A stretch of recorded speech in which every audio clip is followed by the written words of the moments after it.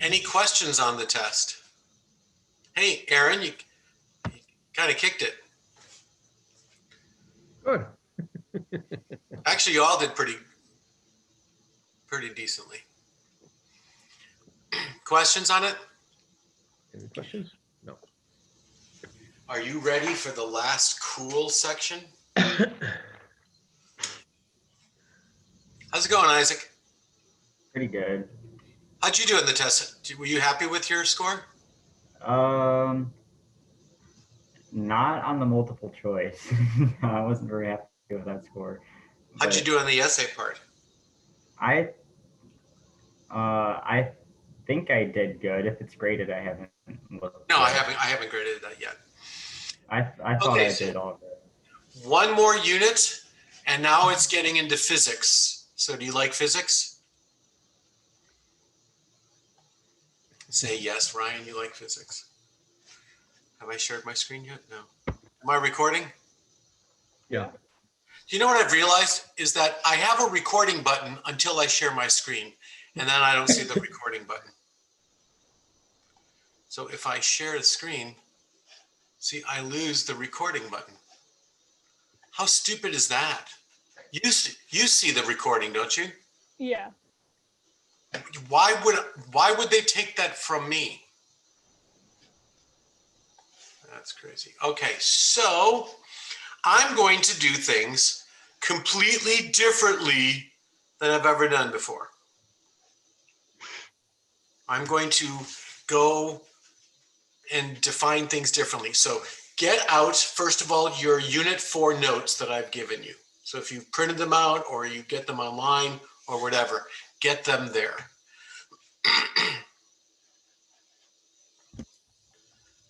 Okay, so what we are going to do, whoa, why?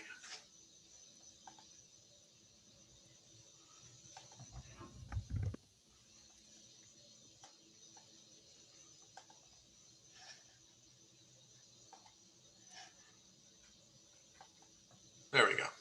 That's just something that's weird. What color do you like? What pen color do you like?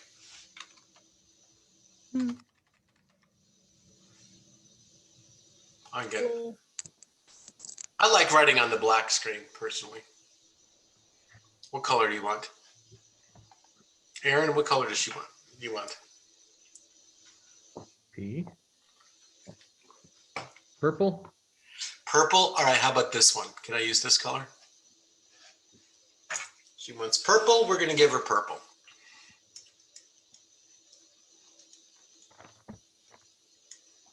We're talking about physics. Do you agree that physics has a lot to do with forces? Okay, so here's a question, class. Tell me everything about forces that you can tell me.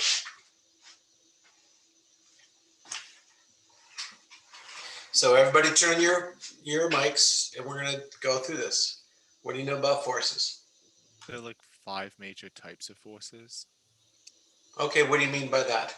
Like there's friction, applied, can't remember if gravity is one of them. And then I can't remember the other 2. What was the other thing you said? Applied force. Centrifugal.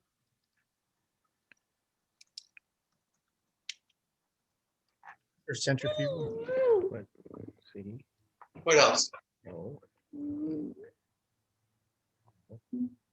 Again, this is just your knowledge, so you can't be wrong. I'm just saying, what do you know about it?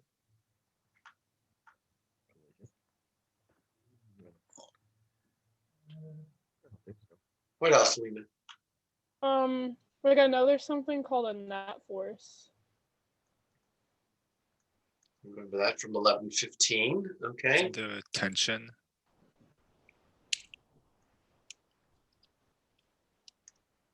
Push and pull. Okay, so let's start with that. Because if I want to start at basics, forces push and pull, what?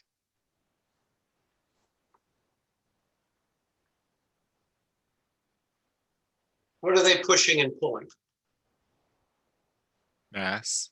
Objects. Okay, I like this word the best. Objects. Although, Zach, I'll have to give you that with mass. If there's no mass, then there's no either of these things. How do I represent forces?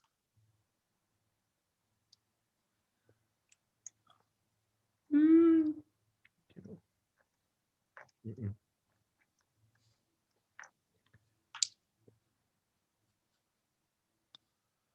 Arrows, Why arrows? because I draw arrows. How do I represent them? What are those arrows called?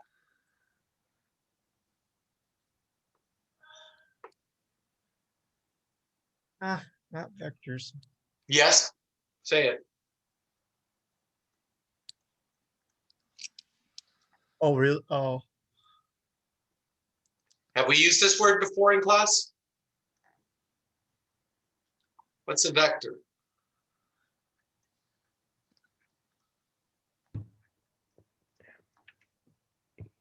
It's a line that goes in one direction infinitely. Well, it doesn't have to go infinitely.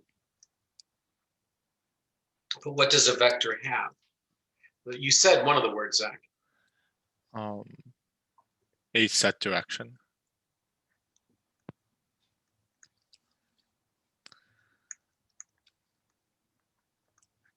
And what else? Point of origin. Has to start from Eh, somewhere. maybe. But a vector is something else. Oh, Was it direction. Oh, never mind.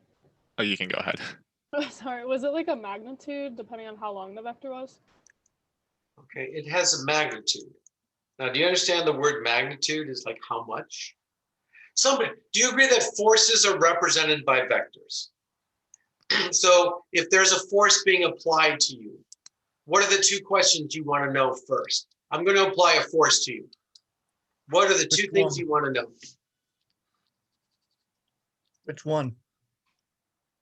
No, I'm going to apply a force to you. I'm going to hit you with something. Uh, How First much? two questions. I'm going What to do this. direction? Yeah, boom. What do you You're want gonna to hit know? me with? Well, wouldn't you want to know how hard? If I throw a ping pong ball at you, are you really afraid? If I said I'm throwing a baseball at you and throwing it hard, that would cause you. I mean, do you think throwing a baseball hard at somebody is a dangerous thing? No, No. well, not if I'm playing catch with you. Isn't that what catch is? Throw me the ball. I'm gonna throw a fastball. Okay, I'm fine with that, right? What else do I need to know besides how hard? Would you want to know what direction it's coming from? No. Or are you one of those type of people? Throw me the ball, and then the ball hits them from the side. Yeah, that would be bad. So you Throw want me to the ball. know the magnitude and the direction. I always say that in class sometimes. And with the big class, I always have somebody go, "What's the first questions you want to know?" I'm going to hit you. It's a force. Some people go, "Why?" And why is a question a philosopher would ask. And that's why philosophers are often beat up in high school. Because somebody's going to come and hit them, and their first question is, "Why are you doing that?" And then they get punched, right? You can ask, what do they say about asking why?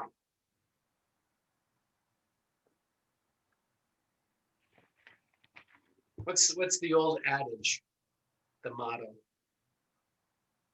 You ask questions later, right? Somebody's going to hit you, you prepare for it and ask questions like, why are you doing this? Later. Okay. So do you agree that forces are vectors? Now, direction makes sense because it's an arrow. What determines the magnitude? Is it the length of it? Okay. So the length of the arrow is the magnitude.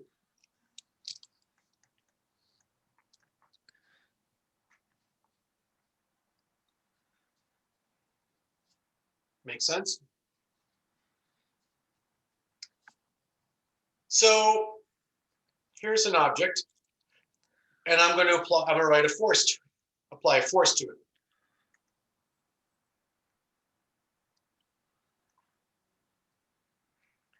So I have a force acting on an object. What will happen?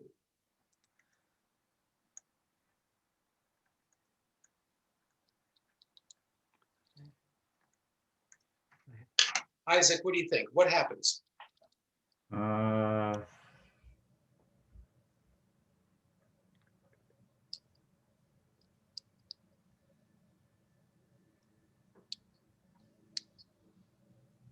Well, are there other forces pulling on it or just that one?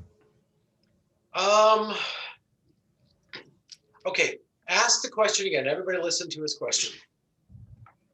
Are there other forces pulling on it or is it just that one? What would happen if there were other ones acting on it? There would be tension. Maybe. I'm not going to use the word tension. What if I had this going on?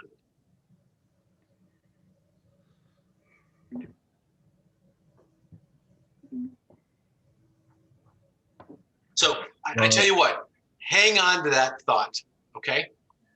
Let's say for the sake of this first questioning, this is the only one on it. What happens to this object when there's a force acting on the object? It's gonna be pulled in that direction. What do you mean pulled in that direction? It's gonna move.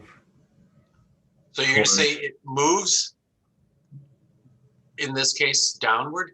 Yeah.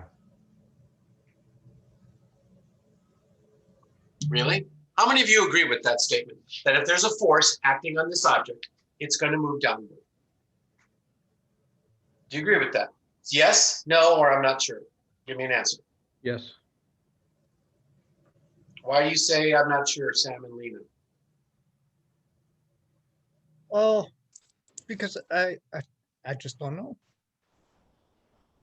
Lena, what do you think? I would say I don't know. I remember so little from physics, but I feel like this was always like a trick thing, and it like goes. There's a force going up. Too. I don't know. Well, right now, this is the only force acting on this object. So then, yes. It'll move down.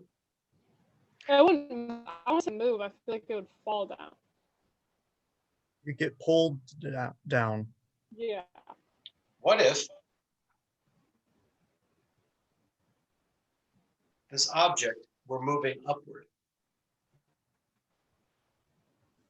If the object was like you took a ball and you throw it up, and then do you agree gravity's acting on it? And gravity's pointing down? What will the ball do? Does it mean it goes down? It will slow down until it reaches the max. Until it reaches like the So you're height saying and it pull back slows down. So, Yeah. but do you agree that the ball is moving upward? And then Isaac, you said the ball moves downward. So that's not true. You see, what the force does, first of all, let me ask you this. What is this arrow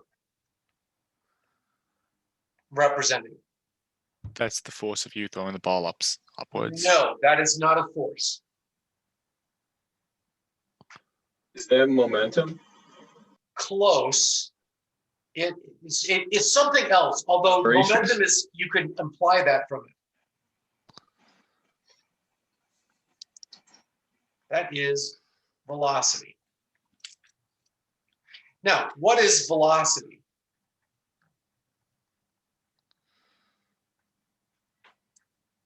Since I'm representing it with an arrow, it's a vector. It has magnitude and direction. How fast it's moving is the magnitude. What do you call the magnitude of velocity?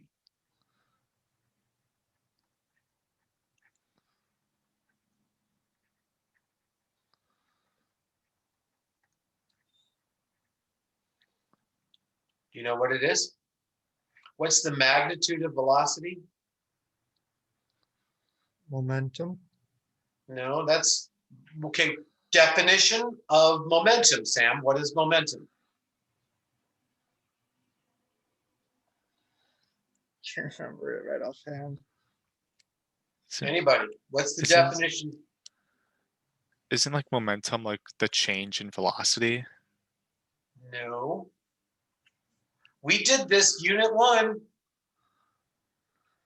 What's momentum?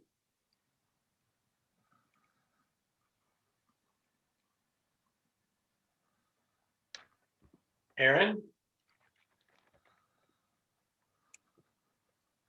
You know what it is? P H. No. No. Fast. F. N. O. Did you guys find it? I hear you something, Kevin. Yeah, I'm not sure what she's saying. N. O. P. How fast an object? There.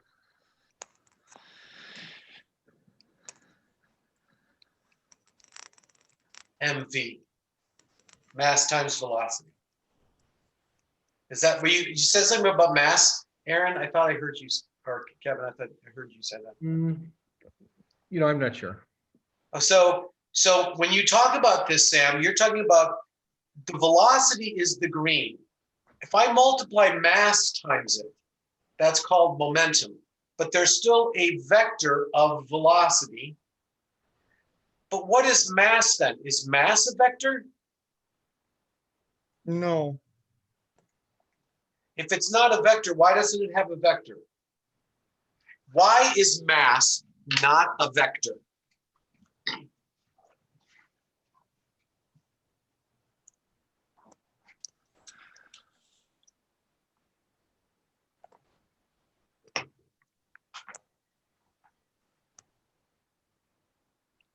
Not Isaac. changing. Not changing. No. Vectors can not change. Is it because mass doesn't have a direction? Because mass doesn't have a direction. It has a magnitude. So what do we call something that is mass, that is magnitude only?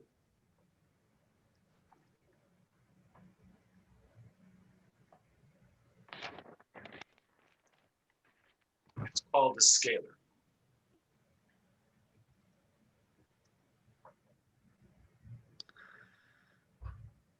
So a scalar quantity is something that only has magnitude, like mass, like volume, right? It doesn't make sense to have volume with a direction. A volume is so big. So what do we call the magnitude of velocity? That's called speed. acceleration. Speed. Speed is the magnitude of the vector velocity. So what I see here is the velocity is the green because the velocity has a direction to it as well. It's going up, it's so fast, and it's going upwards. It's pointing in that direction. Now, Zach said, eventually what would this ball do? It goes to the top, it slows down, then it starts to fall, right? It comes back down. So at some point, the velocity goes to 0, and then it changes direction. So if I did this, if I said, what's the velocity of this ball doing with gravity pulling it down, would you agree that the velocity of the ball starts out tall and it gets smaller? And then what does it do? And it starts to come down like that. Does that make sense? Mm-hmm.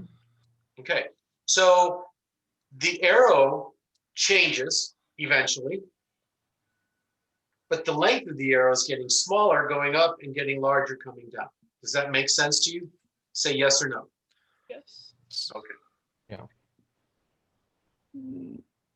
So would you agree then that what's changing? What's changing because of this? Would the acceleration be changing? No.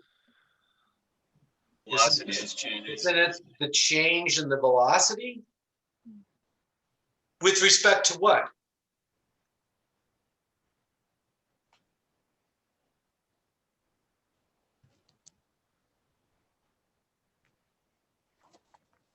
With respect to what? Sam, you're falling asleep on me. Get up and get a drink or something. Aaron says DZ.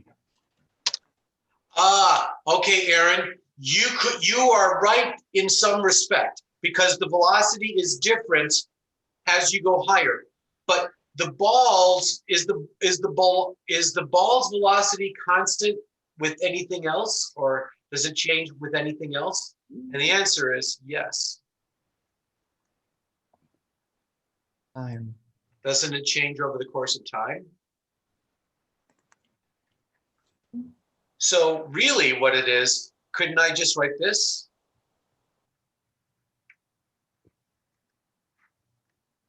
Instead of delta, the change in velocity over change, couldn't I just use dv dt? And that's force. No. What is this called? What is dv dt? Acceleration. That's acceleration. But what if I said it was momentum? And I put an m in there. Do you agree that I could say the m comes out and it's dv dt?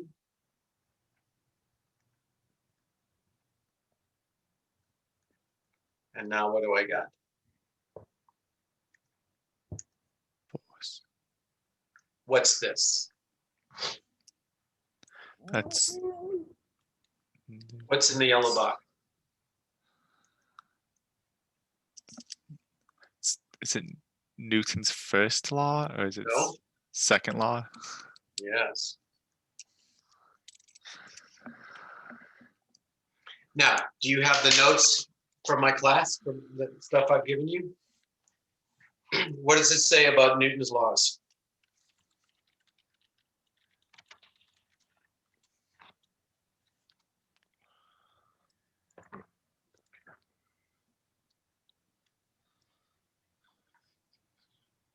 Well, it does have the F equals ma under the law of acceleration, which is a change in motion relates directly to a force trying to move it.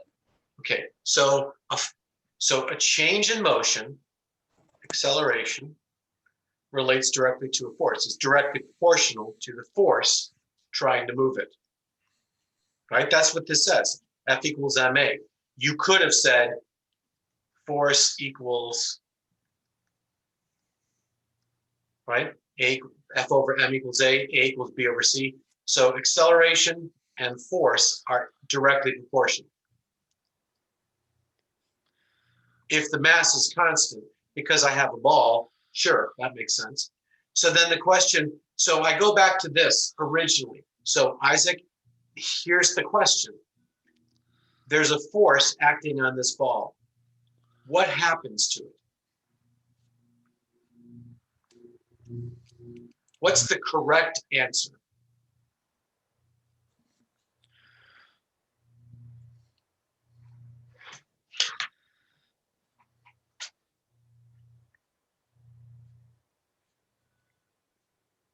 I'm not sure.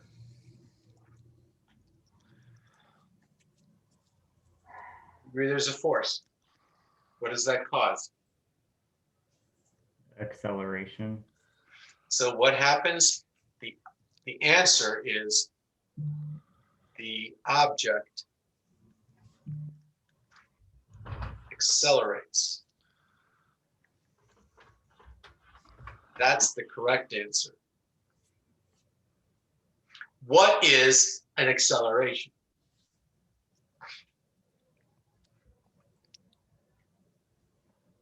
It's TV over. It's the change in velocity compared to the change in time.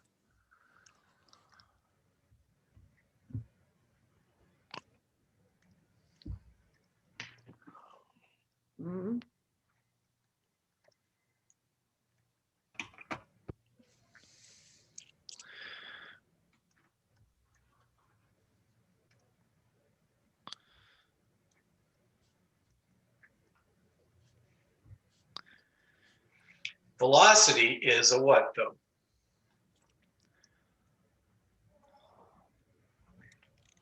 This notation is a vector.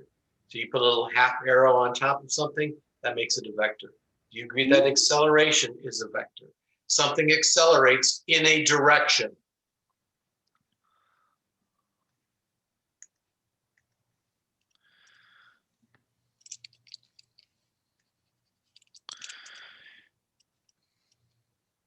What's the WRT in the definition? With respect to?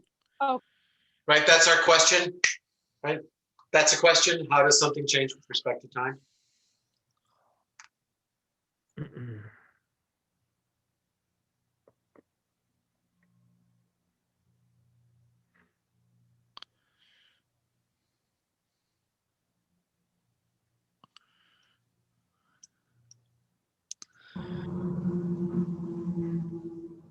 So the force, which is a vector, causes, listen to what I'm saying, the force causes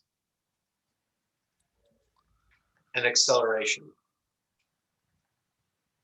which is a change in the velocity.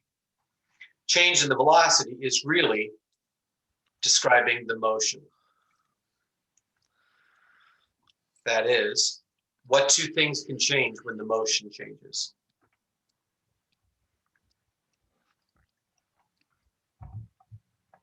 Is it direction and speed? Yes.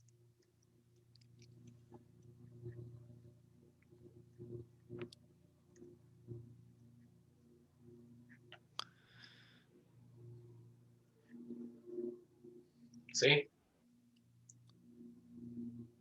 So listen to me. If something is moving and it changes its speed, what do you call that change in speed?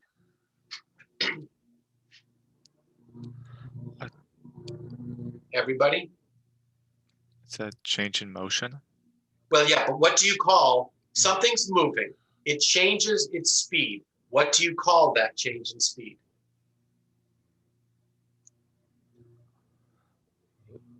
Acceleration. It's called an acceleration. So listen to me. I'm driving my car and I hit the brakes. What am I doing? You're accelerating to a stop. I'm accelerating. Do not listen to me, boys and girls. In the physics world, going faster is an acceleration. Going slower is an acceleration. We don't like that in the real world. We say decelerate, but there's no such thing as a deceleration.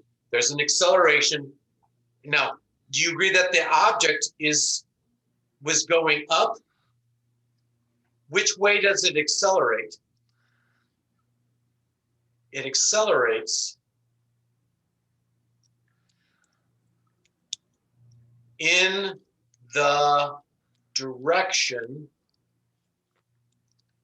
of the force.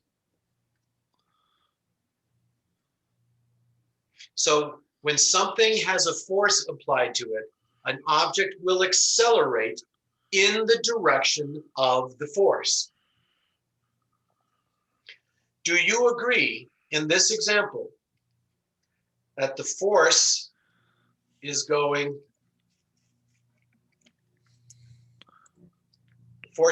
that way, the object is going this way? Do you agree that they're both in a line? So a force applied parallel to the direction of motion causes what to change? Only.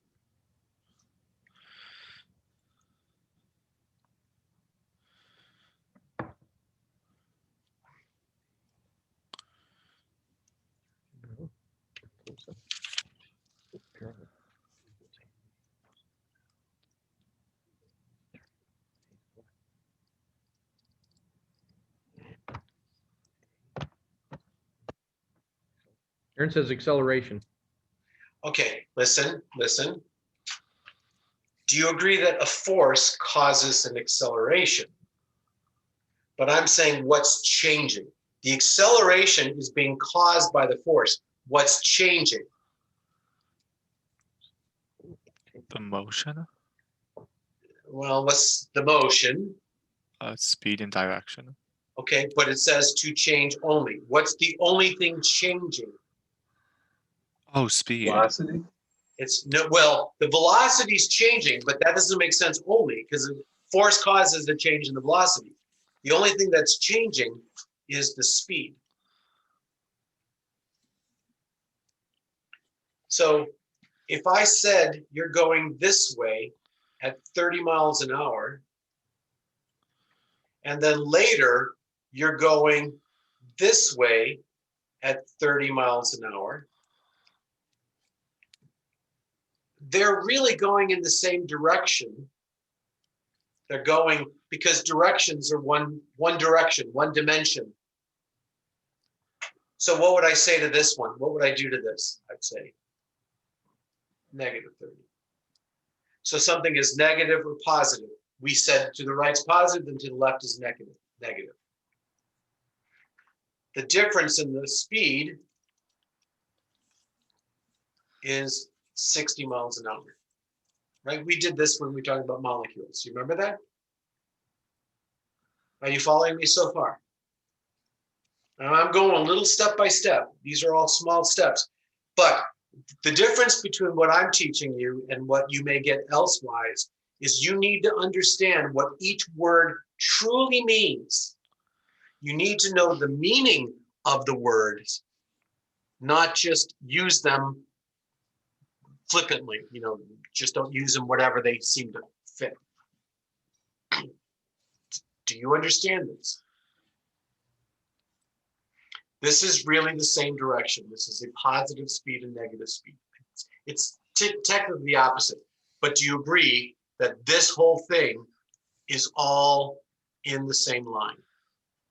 And a line is one direction, one dimension.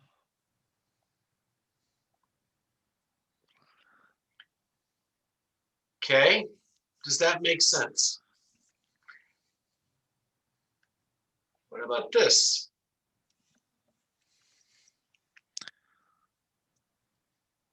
How would I change the direction of an object?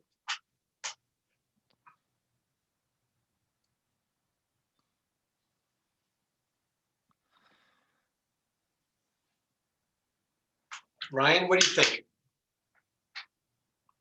Think you would apply a force from a different direction? Explain what you, okay, here. I'm gonna do this. I'm gonna go in here and erase everything.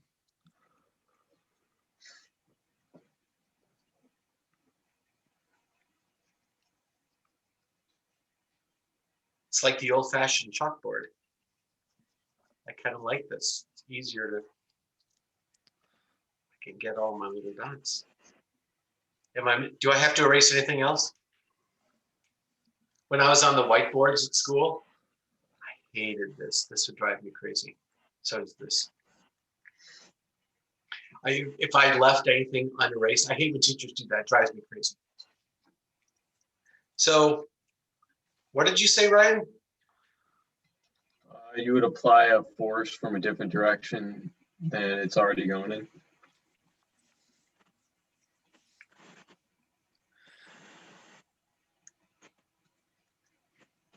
What do you mean? What would that look like? So let's say like now it's going downward. If there was a force coming in from the left, it would change the direction. Yeah. Okay. If that's the case, what we have is this. A force applied. What's the opposite of parallel to? What's the opposite of parallel? Congruent. Perpendicular. Perpendicular.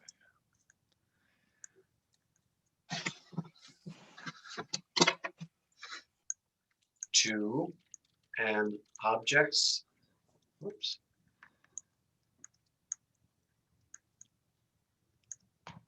Causes the objects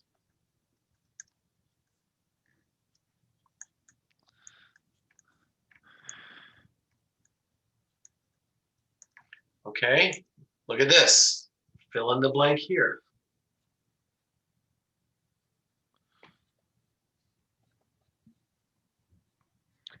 So what would it be?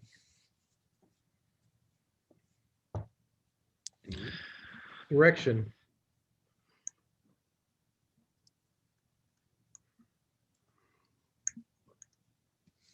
So if it's acting perpendicular, this motion will change only the direction. And that's only if it's perpendicular.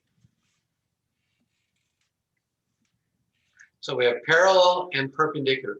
These two things are super important that you get that down. Does that make sense to you?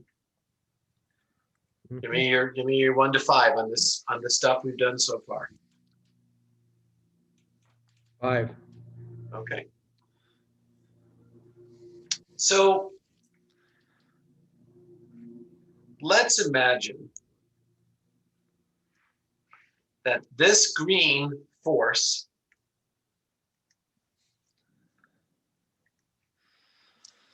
that's the force, and this pink one here is the velocity. So the velocity changes. Which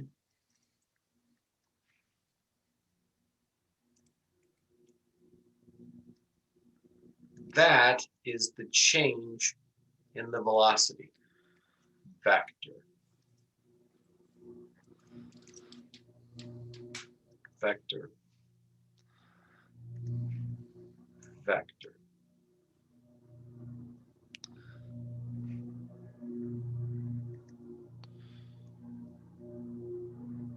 Okay? Do you see that this force has caused this change in the velocity? So imagine the temperature outside is T. Some arbitrary, remember we talked about the word arbitrary? It's some arbitrary value of temperature, T, 70 degrees, whatever, some T. And it gets warmer. How much does the temperature change by?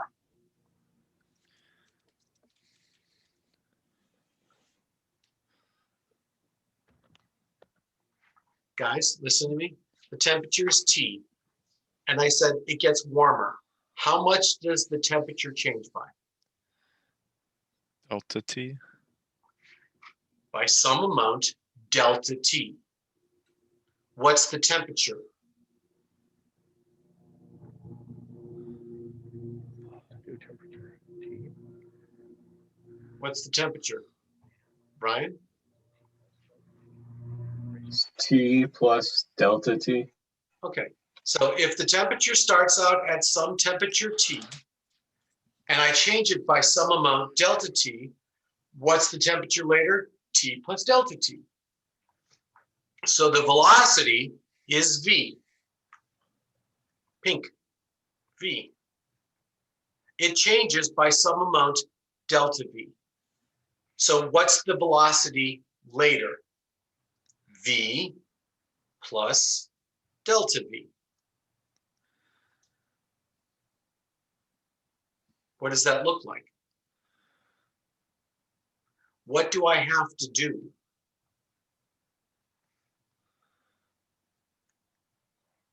I have to add vectors.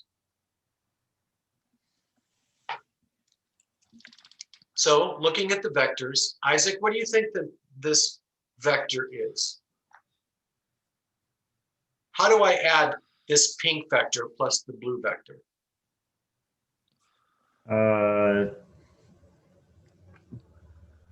Take the for the change in V, take the difference between two of the vectors and then add the other vector. But how do I add the vectors? Like, I'm saying I want to do this, right? I want to take this vector plus that vector. You would need to know how much force is being applied. Way too complicated. I just want to know how to add vectors. Here, what if I did this? What if I said this vector plus that vector? What's that equal to?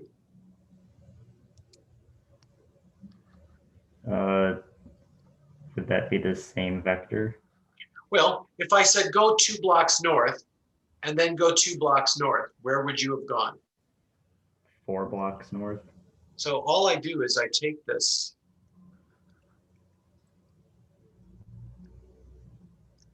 like that. So those 2 blue vectors together are going to equal that.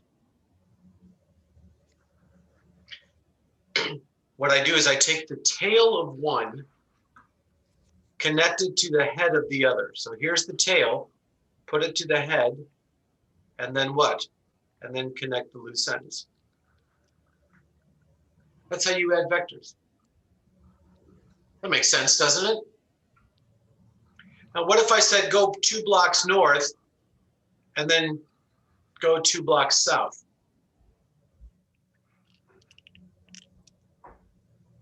You wouldn't have moved. What if I said this?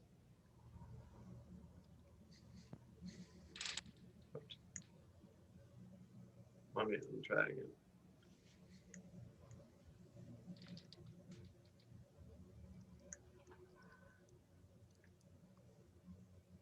What if I did that? What does that equal?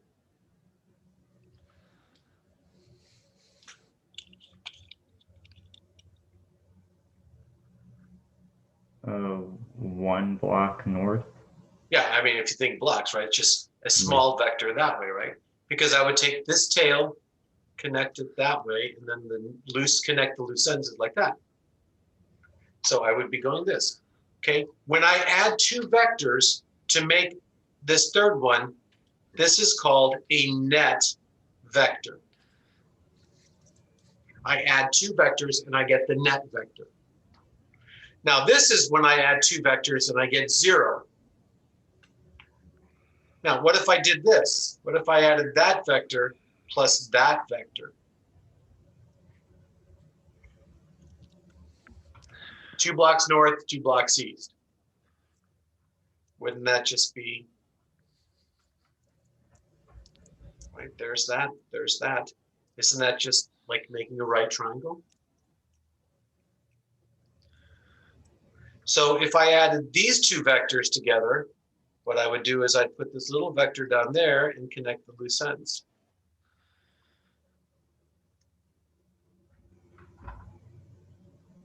Or I'm just going to take this, the tail of one, the head of the other.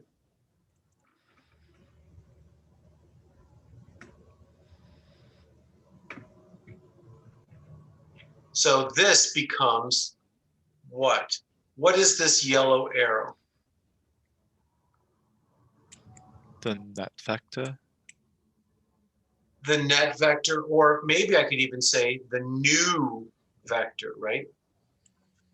It was going this way, then it changed, and now I have a new vector. But watch this. Which way is the force acting on an object?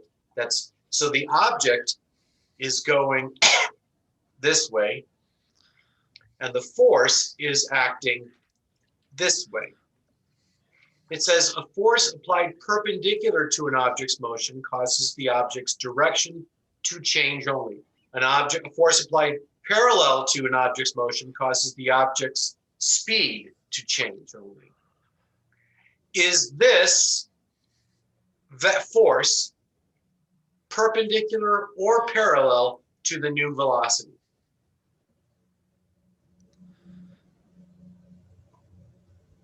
Oh. What do you say? Does this green arrow look like it's perpendicular or parallel to the yellow vector? Would you agree it's neither? That's how you would kind of say it's neither. It's not, but it's some perpendicular, some parallel. It's not really both. It's not either one. It's a little bit of both. So if I had this force acting on this yellow velocity, what will the object do?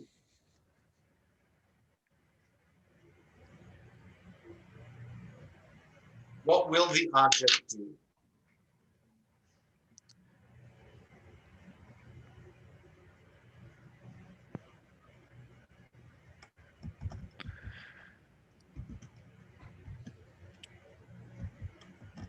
Zach?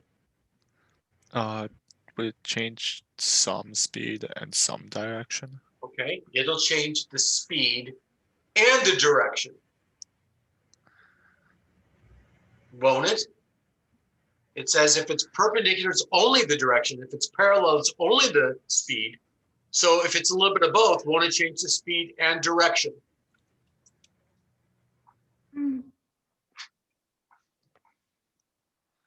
But what if I said, I want this to be the case?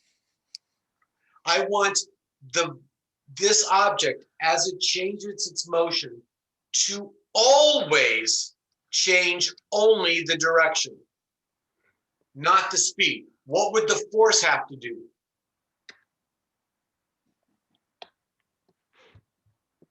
Would it have to move as well to always be perpendicular? The force would have to move as well to always be perpendicular. We dealt with the force in the last unit. What was the force? You just finished the test in the last unit, so you should know this. The Coriolis force. Oh, say that again. Coriolis. Coriolis. Coriolis. And what did we say the Coriolis force does?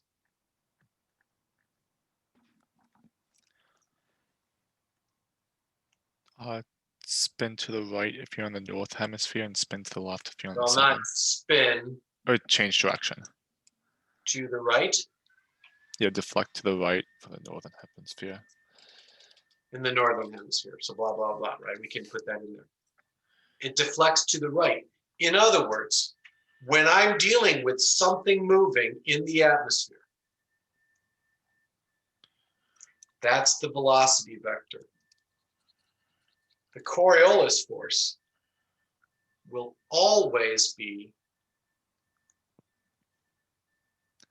perpendicular to the right of the velocity vector. Now, in the notes, there's something in the different types of winds.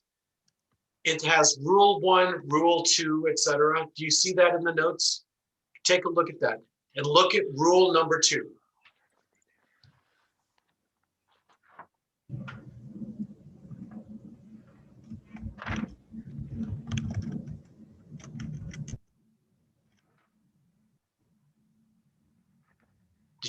Can you find it? Yeah, it says the Coriolis force always acts perpendicular to the right of the motion in the northern hemisphere. And in the southern hemisphere, it would go to the left. But it's always perpendicular to the right. So if it's always changing the direction, but never changing the speed, can you describe what the path of the object would be? Did you understand what I just asked? Repeat it. Lena, go ahead, repeat it. You said if you only want the direction to change and not the speed, what would be the path of the force acting on Not the the object? force, but the object, the path of the object. The path. And what would you say? Would it be a diagonal? No. What do you say, Sam? Oops, You're your just mic. gonna have to go and say it's gonna be the same. Listen to what I said. You have an object that is not changing its speed, but it's always and only changing its direction. What's the path of the object?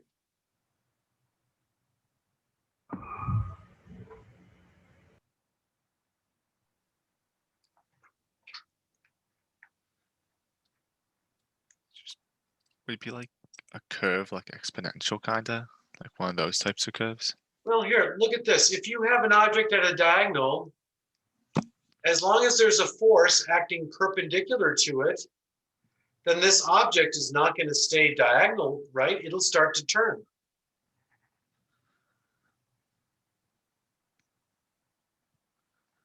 Right? But if it's only turning and not changing its speed, what path is it making? Ryan?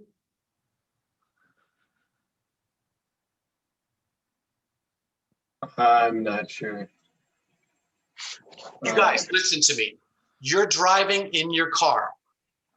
Okay? You're going at 60 miles an hour and you've got cruise control. So you're not going to change your speed. So your speed is constant. And I said, start changing your direction. What are you going to make? Is it a circle? Wouldn't that be a circle?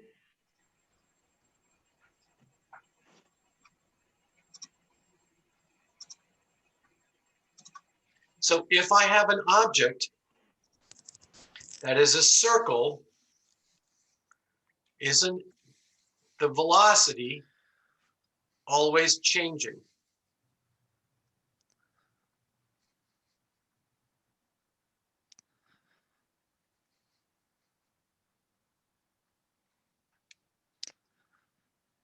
The velocity at any moment on this circle is a what?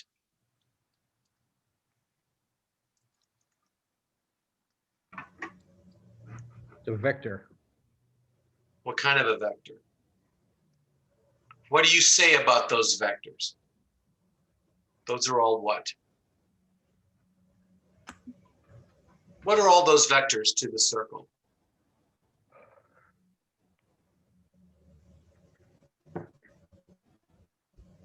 Isaac? Are they all moving and Don't say they are moving. These are arrows. What are they to the circle? They're not moving. They're just showing you.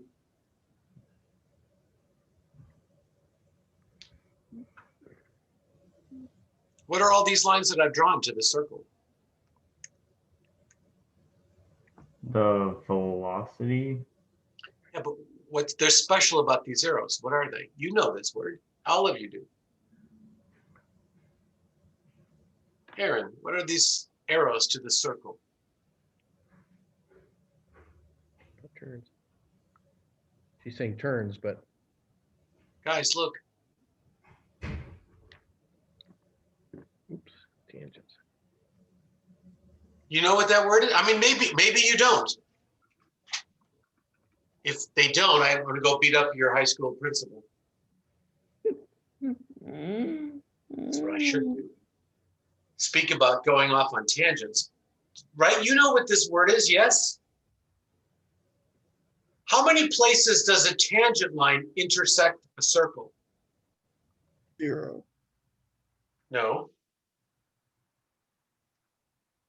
Well, I thought you meant intersect like cross.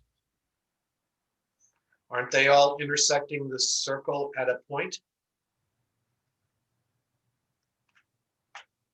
That's what a tangent is. It intersects a circle at a point.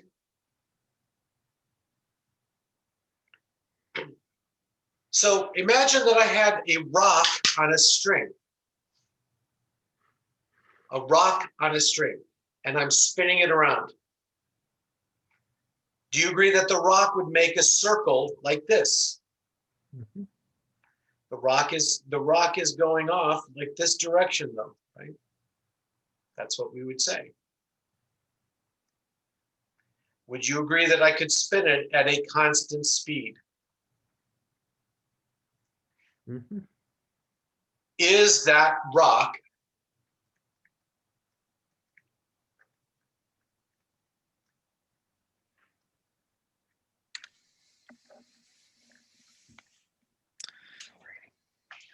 accelerating?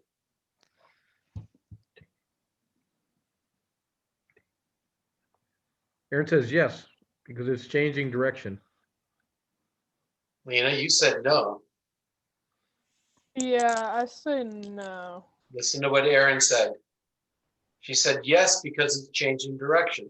Didn't I say an acceleration is if it changes its motion? The motion is direction and speed. The speed is constant, but the direction is changing. Therefore, it's accelerating. Did you guys get that? It's accelerating. What causes an acceleration? Force. A force. Which way would the force have to always be acting? Perpendicular. It would have to always be perpendicular to this tangent line. But given the fact, look over here, watch this, guys.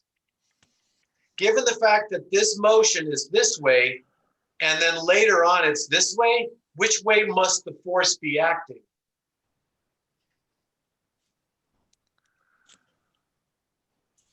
To the right.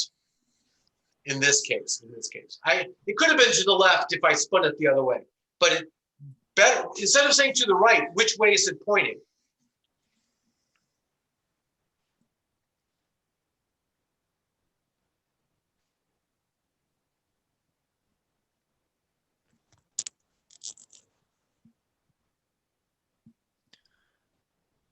It's always pointing towards the center. It's always pointing towards the center.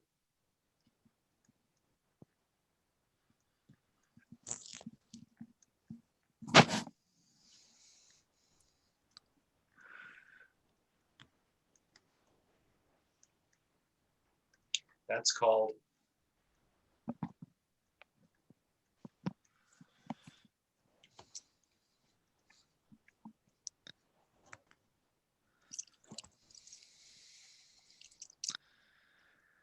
a centripetal force.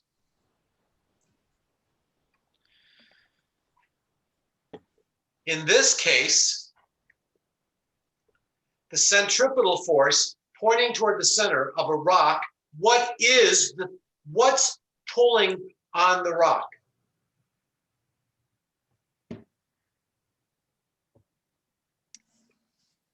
What's pulling it in toward the center?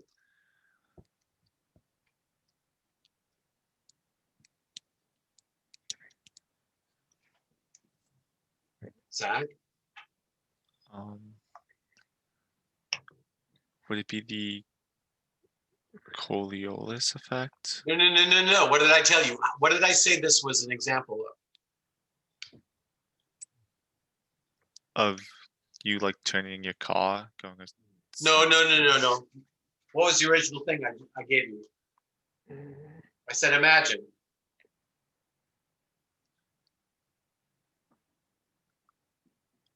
What do I have? Isaac?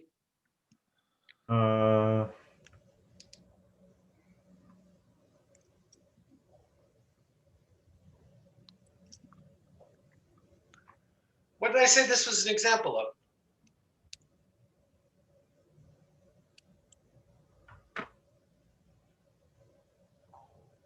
None of you remember? All six of you? Not one of you remembers what we're talking about? Is it like a rock tied to a piece of string or rope? Okay, I think I said that, didn't I? It's a rock on a string. So what's keeping the rock coming toward the middle? String. It's a rock on a string. Which way is the rock being forced? toward It's the center. Right? It's being pulled. It wants to go this way. Do you look at this, guys? Watch this. Do you understand that this rock is trying to go this way? That means it's getting further from the center. The string is only so long. So the string has to change its motion by pulling it this way.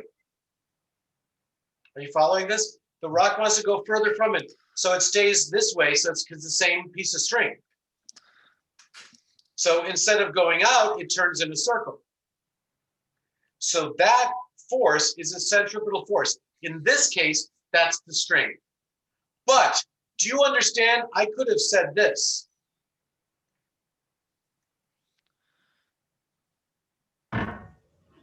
I could have said this.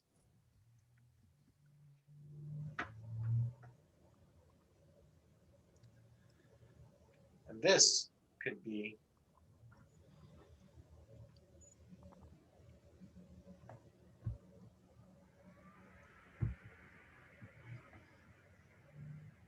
what is that? What am I drawing? the moon around the Earth. Isn't that the Earth? And what would this be? The moon. That's the moon. And what's the moon doing?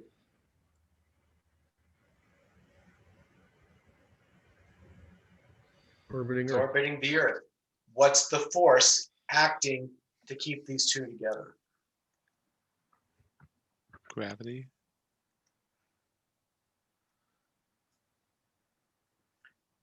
Gravity is what's holding the moon in place. So the moon goes around the Earth, and we call that, it's in a circle, and we call that an orbit. And the moon's orbit around the Earth is a circle. So gravity is acting as a what? In this case, gravity is The string. well, it's just, yeah, it's a string, but what is gravity? It is a Centripetal force. centripetal force. Okay? Centripetal force. Centripetal means towards the center. That's what that means. Centripetal means toward the center. Now, do not confuse yourself with this, which is what you often have heard. I pronounce this centrifugal. Say that. Centrifugal. Centrifugal. It's centrifugal, but you pronounce it centrifugal. But if I said centrifugal or centripetal, do you see how easy you could confuse those two? So centripetal is always toward the center. Centrifugal force is what we call an apparent force. What's an apparent force?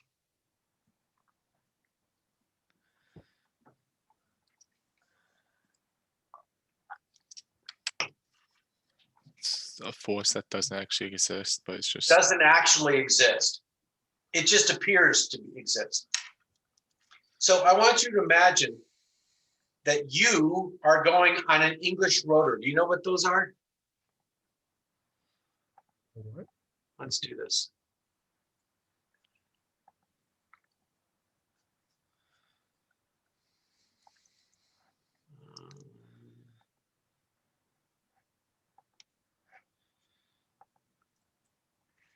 English rotor.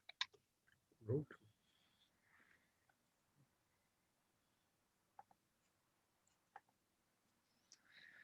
Um,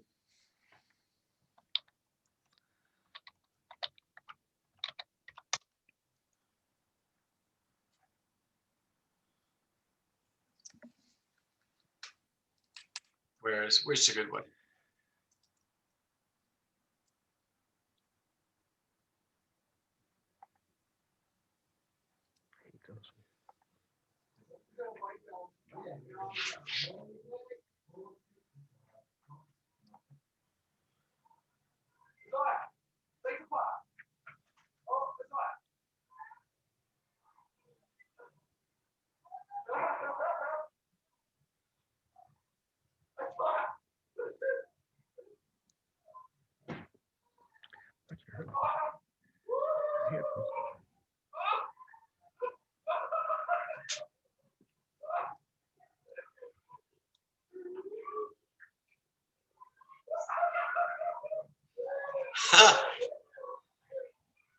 That's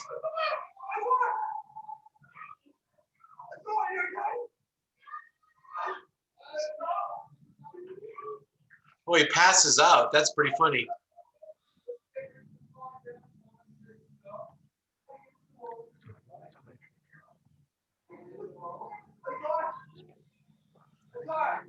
That's pretty funny. Anyway, so what happened there? What happened there? Explain what just went on in that scenario. Why did the people stick to the wall?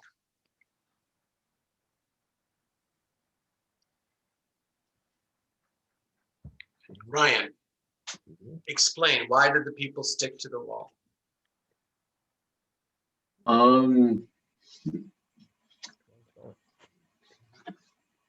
Well, the people that are on the wall would have been, they had a force pushing them outwards, but They had a force pushing them outward. What was it? Did you see it? no. Maybe Did anybody not. see a force pushing them toward the wall? Then there's no force. It looks like there's a force, right? That's called the centrifugal force, the force that points outward. And they're being pushed by this apparent force outward so strong that friction keeps them from sliding on the wall. But that's not what's going on. There is no force outward. What's the only force that could possibly exist?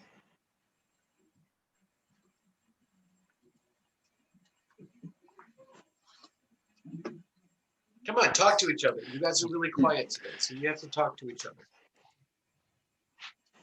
Would it be the centripetal force and always like keeping them? And since they're always around the center, it's like the inverse kinda. Well, Or instead of what's pushing them what's pushing them into the wall or into the center? If you said centripetal force. Look, listen to what I'm saying. At any given moment on the ride, this arrow is representing the velocity.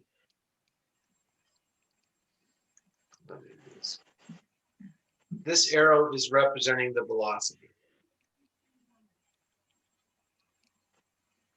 But do you understand that it can't go there? Why? What's in the way?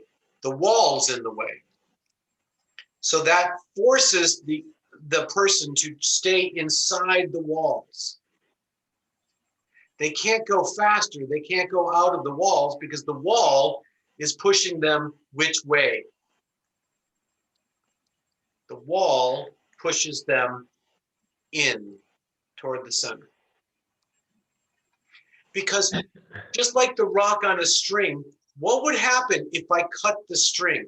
What would an object do if I cut the string right there?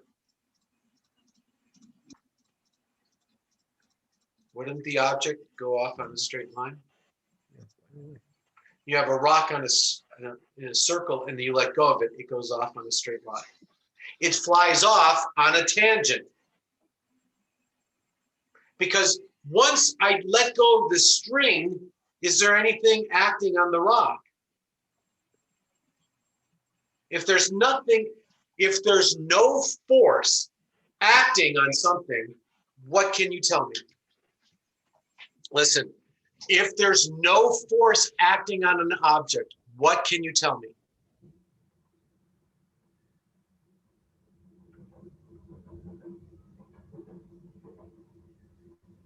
there's a velocity.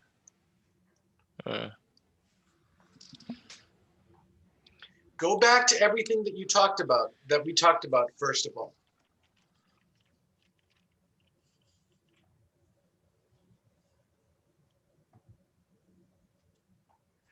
What happens when I have a force? What does a force do?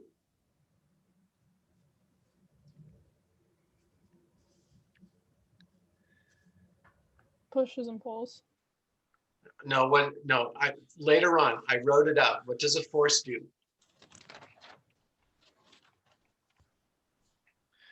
A force causes acceleration. Force causes an acceleration. What is an acceleration? A change in velocity over time. A change in velocity over time. You could say a change in motion. How does one change its motion? Speed and direction. Changes its speed or changes its direction, or a combination of both. So if there's no force, then what? There's no motion. No. No force means no acceleration, or it is non-accelerating.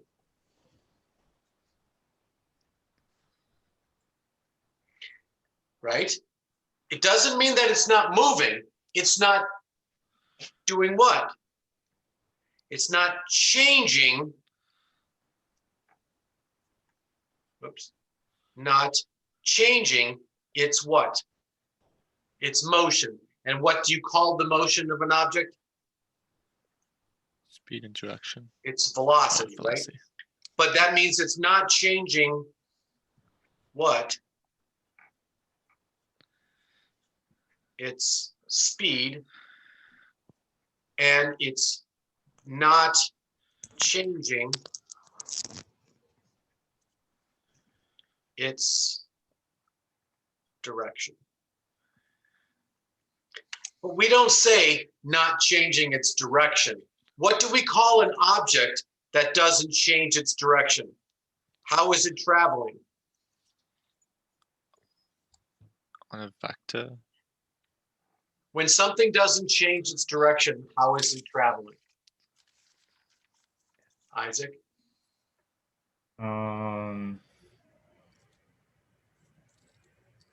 Then it's not accelerating.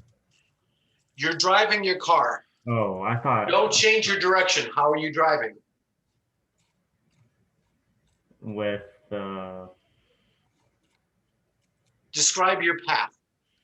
It's a straight path. Okay. It travels in a straight line.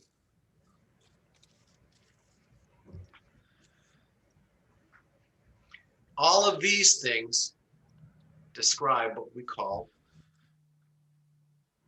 an inertial motion.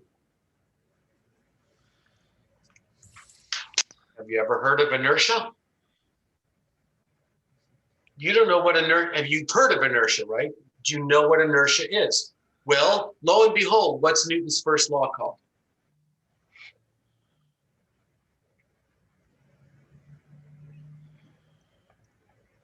Objects in motion like to stay in motion. What's it called? What's the first law called in the notes? The law of inertia. Oh, the law of inertia, which says what?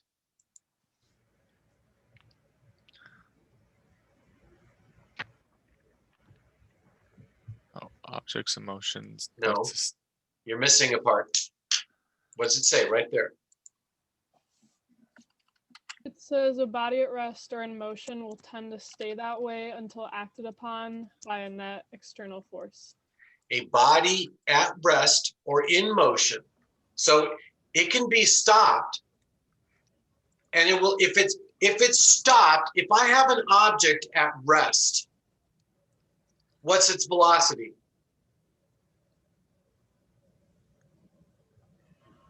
If I have an object at rest, what's its velocity?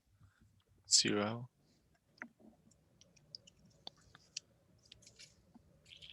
That's the object at rest. And it will stay at rest. So what will it be later? 0. What will it be later? 0. But it could be in motion. It could be moving at not 0. But it will stay moving that way if there's no force. So that's inertia. It's moving inertially. But what is an inertial motion? It means, look, there's no force.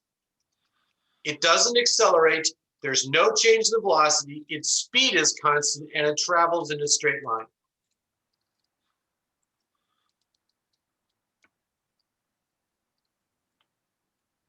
Does that make sense? Mhm. Is this orbit inertial? No. No, because is it traveling in a straight line? No. So if it's not inertial, what kind of motion is it? Accelerating. There's only two types of motion. Motion that's accelerating and motion that is inertial. That's it.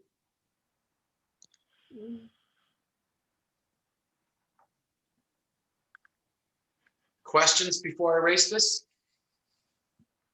Isaac, what's your number? Understand? Let's see. Probably a 5.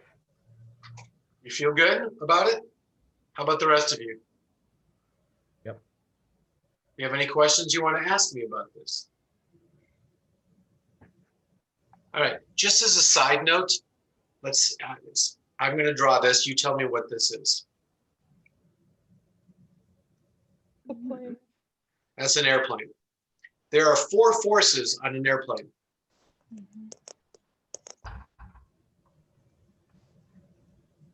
That's called weight, which is really mass times gravity is weight. So you could think of it as gravity. We have an upward force. Anybody know what that's called? Thrust. No, upward. Oh, that's lift. That's lift. We have a force that tries to make the airplane go forward.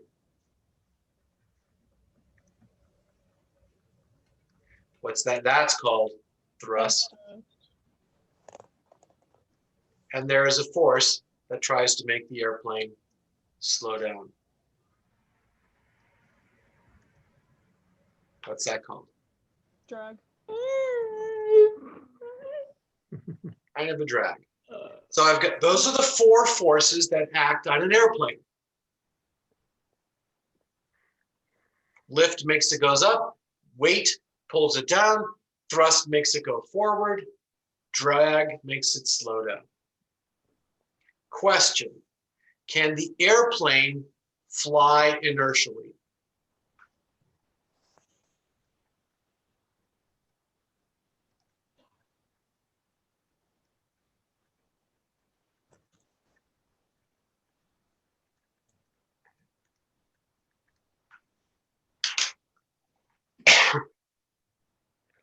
Lena's shaking her head no.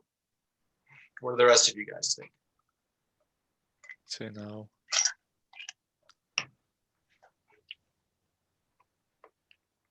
Zach says no.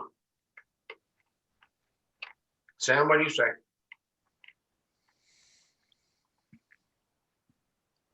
I honestly don't know. Aaron, what do you say? No. All of you say no? Why do you say no? Lena, why are you saying no? Well, I know you could like stall, but even when you stall, there's still gravity, which would I feel like immediately start you Now, wait a second. downward. What would you say if I took lift and weight and I added those 2 together and they were equal? What would the net force be up and down?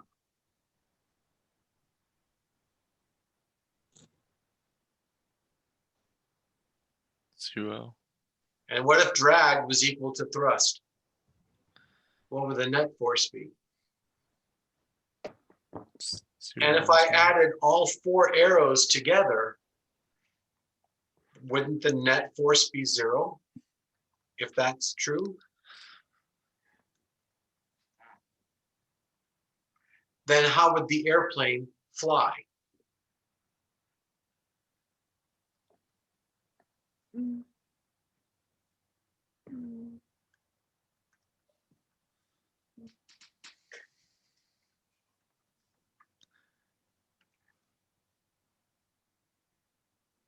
All right.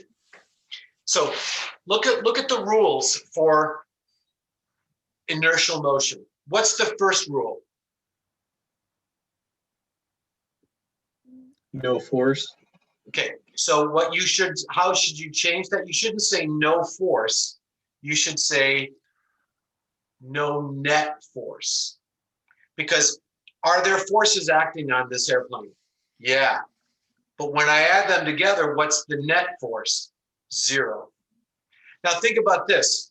I have a rock. If I just let it go, will the rock fall? No. What if I said that rock's sitting on a table? What force is acting on the rock? Would you agree it's weight? Gravity is pulling it down? Mhm. But then there must be another force pointing upward. And that is called the normal force. So it's just balancing gravity. So what's the net force on this rock? The net force is 0. And if the net force is 0, then what will this rock do?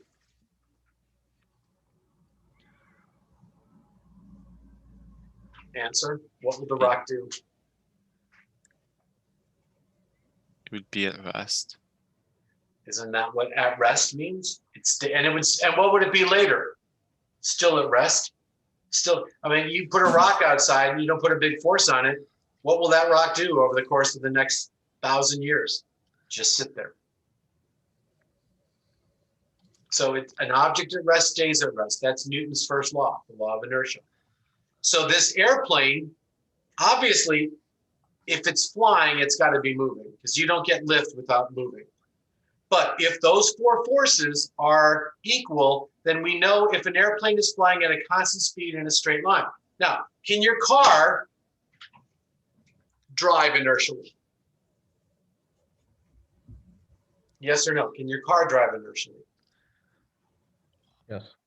Yeah. Think about it. Can you drive your car in a straight line at a constant speed? As long as that's the case. Now, what are you putting? What are you pushing? Aren't you pushing on the gas pedal? What do we call the gas pedal? Accelerator. Okay, but you're not accelerating it, right? It's just Right. you're giving it enough gas so that the forward Right, motion but that's what the gas pedal is called, right? to the drag that's on the car. When those two are the same, you're traveling at a constant speed in a straight line. Now, what if you apply a force to it? What 2 things could happen when you apply a force to your car?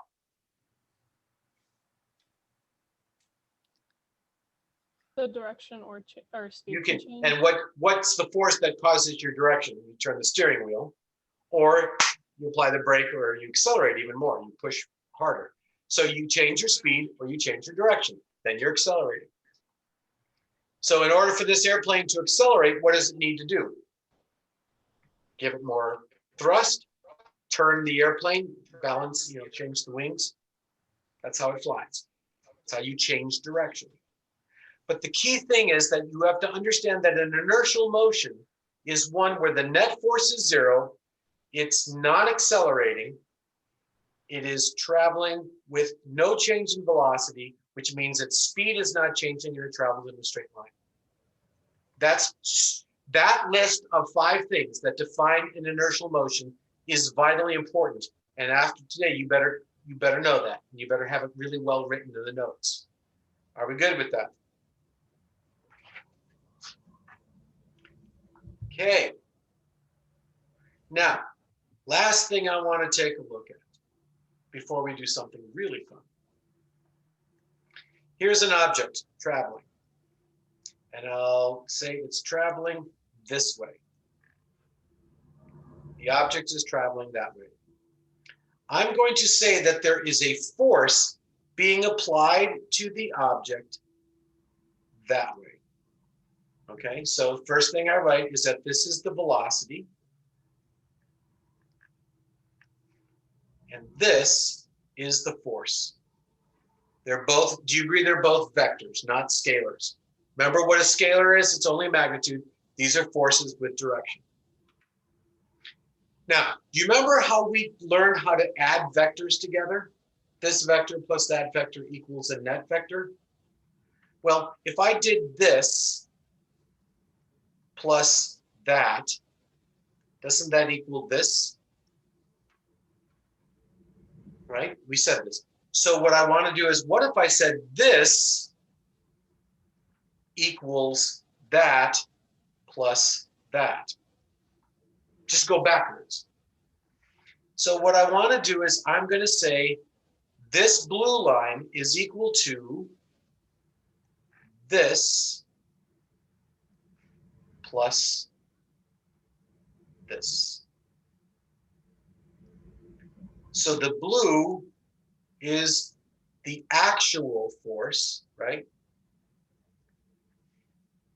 What is the green?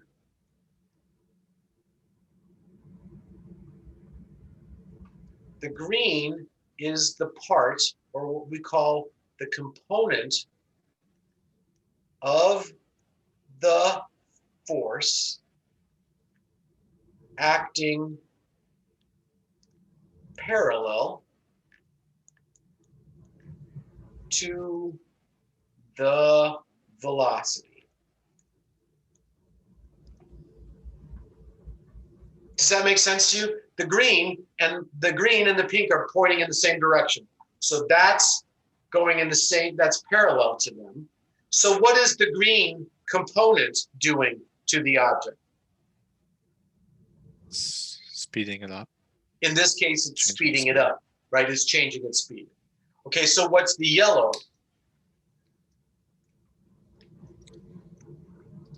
It's the component of the force acting perpendicular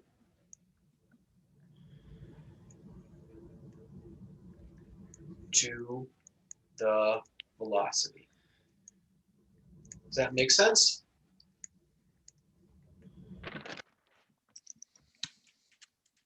What is the yellow doing? Changing the direction. I'm changing the direction. So what I'm saying that I can do is I can take the actual force and break it up into components. And in doing the breaking up into components, I'm creating one that's parallel, one that's perpendicular. This becomes a right triangle. Real simple to do this, geometric or trigonometrically. I can deal with triangles pretty easily in trigonometry. How many of you have had trig in your life? Ryan, did you? Have you ever had trig? Zach, you have? I took a little bit in high school. Okay. Aaron, did you ever have trigonometry? No, Isaac, did you? Yeah. Okay. How about you, Sam? Yeah. Okay. So we're not going to do trig in this class. It's easier to do calculus than trig.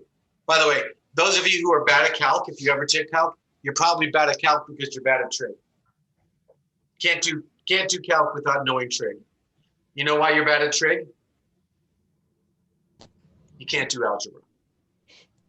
So when it comes right down to it, the reason people don't do calculus well is because they're algebra sucks.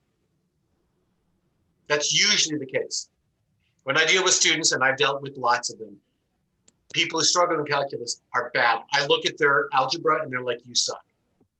So anybody who's going to go on in this, you better be good at algebra because that's what matters. The calc is easy comparative to the algebra. That's where your skill sets are for. Okay, so does that make sense then? Does this notes that you have make sense?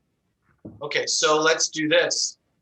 Now I'm going to do this. What is this?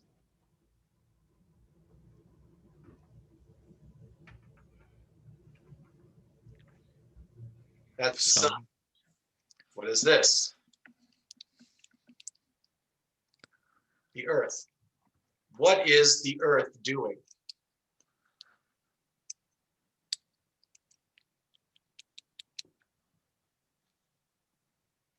What's the shape that I'm trying to draw? It's really hard to draw this way. Ellipses. Elliptical. That's an ellipse, right? It's elliptical. Not ellipses. Ellipses is, what's an ellipses?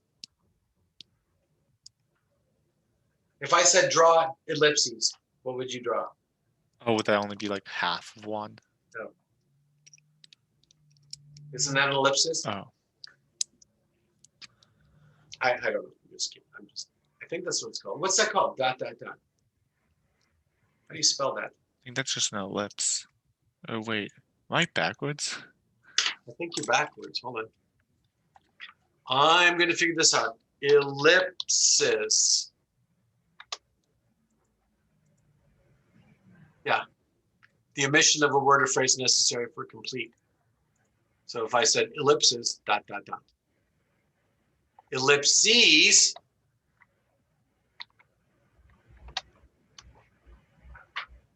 There you go. Oh, that's kind of fun. Anyway, so what I'm saying is that there's an ellipse and the sun is at a focus. So which way does gravity act? By the way, we should say something about gravity at this moment. Gravity is a universal force.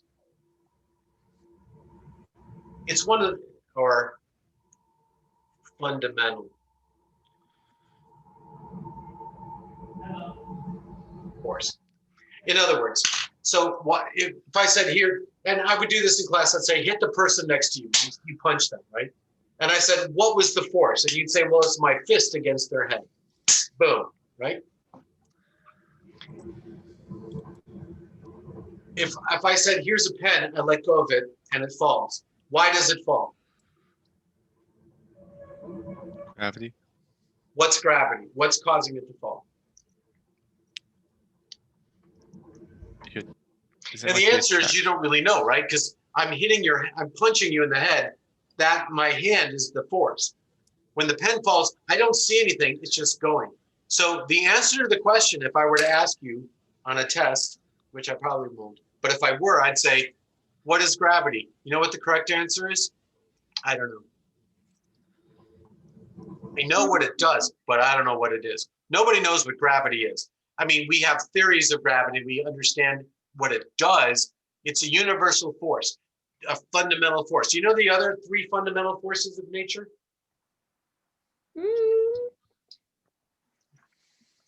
Oh, in physics, the fundamental interactions, also known as fundamental forces, are the interactions that do not appear to be reducible to more basic interactions. There are four fundamental interactions known to exist: the gravitational, the electromagnetic, so electrons and protons, or magnets, because like opposites attract. Why? What is that? I don't know. Which produce significant long-range forces. And then there's this strong and weak molecular forces. Strong molecular force is what keeps the neutron of an atom together. What's in a neutron? What's a neutron made out of?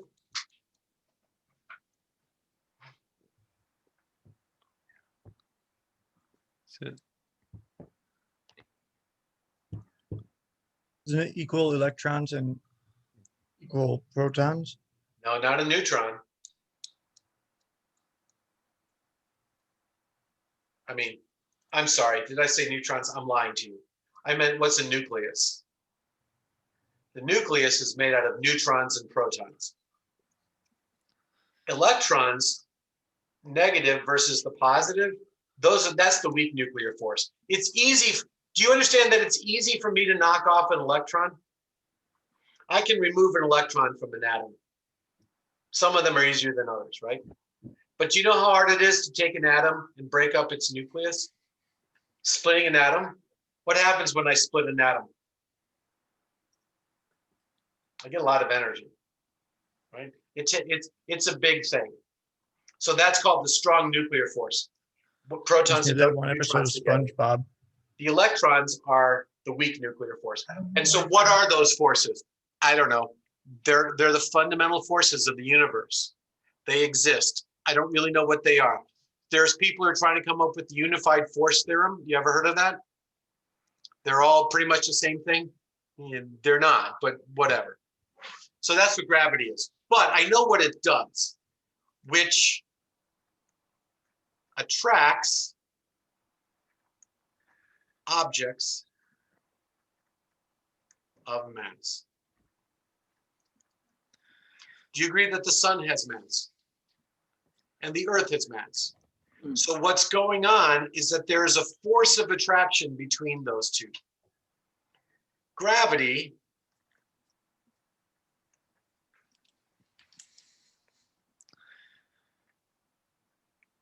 is this.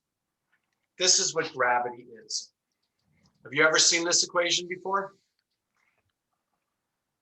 This big G is what we call the universal gravitational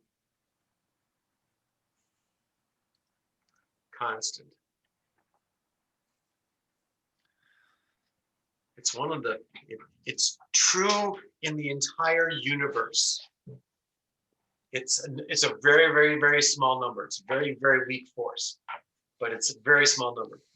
M1 and M2 are the masses of two objects. And then R is the distance between them.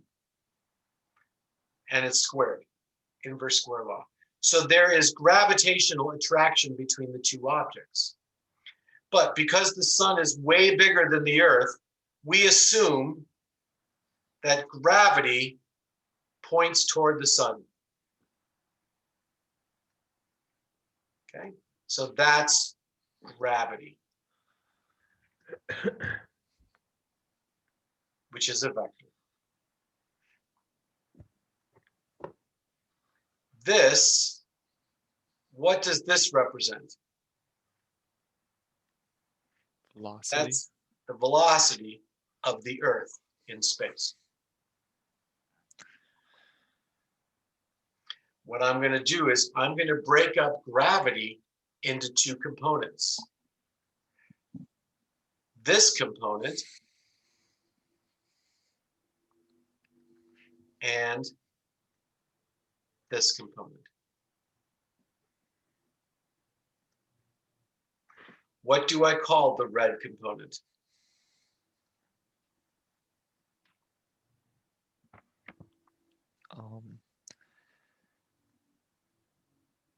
I'm going to draw it like that. G parallel. Those are two parallel lines. It's a symbol for parallel. So I'm saying that's the component, listen to me, that's the component of gravity that's acting parallel to the velocity. What's the green doing? That's G perpendicular. That's the component of gravity that's acting perpendicular to the velocity of the Earth. Does everybody follow what I've drawn here? What is the green doing? Which way does it point?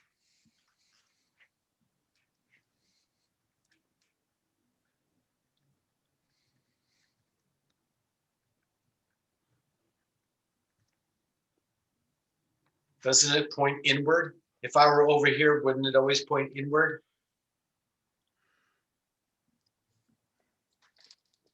Yeah. So that's acting as the centripetal force. What's the red? What's the red arrow doing?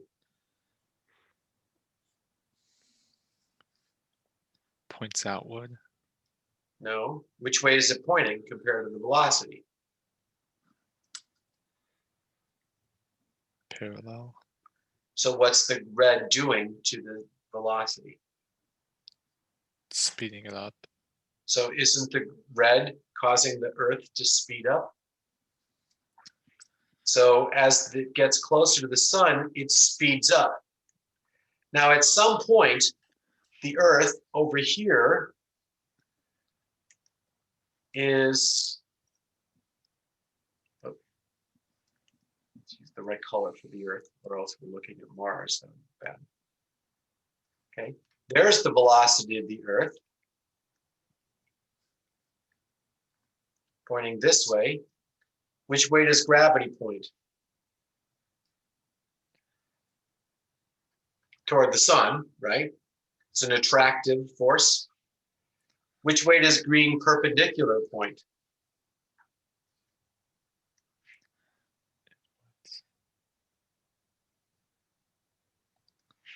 And then green parallel.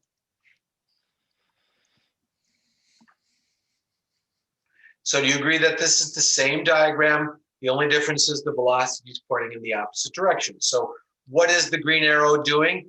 It's causing it to point inward, keeping it in orbit. What's the red arrow though doing? Slowing the Earth down. Slowing it down, because do you understand the Earth is going away from the sun? Soon as the Earth is going away from the sun, it slows down. If it's moving closer toward the sun, it's going to go faster. So do you agree that there's a point in space where they're the closest? I don't know where it is. What do we call the closest point?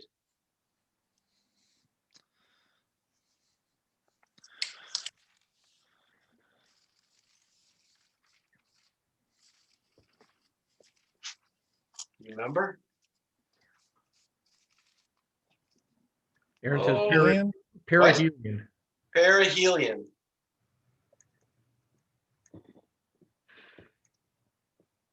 The closest point is the perihelion. So up until the perihelion, what's the Earth doing? Speeding up.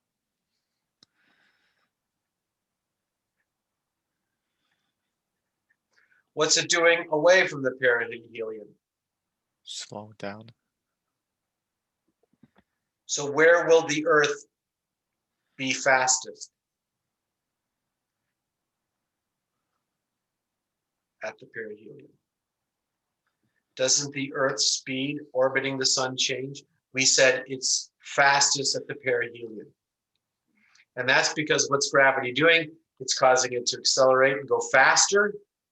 And then it comes around and it's going slower. The moon goes around in a circle. So the moon travels at a constant speed. The Earth does not. Sometimes it actually speeds up. If you've ever seen any movie, any sci-fi movie where they go, we want to use the gravity to slingshot around the planet or the moon or whatever. That's because if you have an orbit that's going closer toward the moon, gravity is going to cause it to speed up.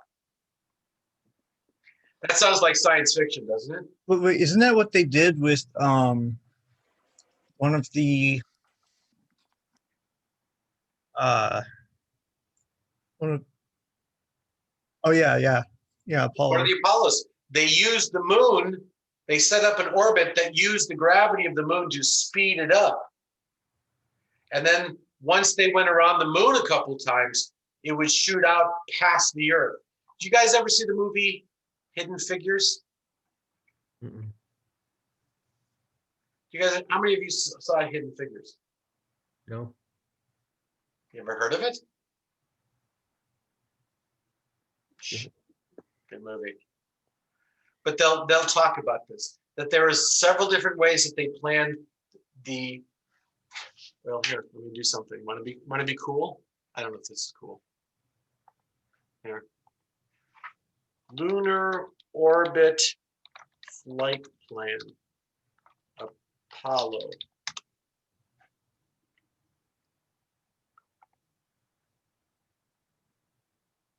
I don't want to do 20 minutes.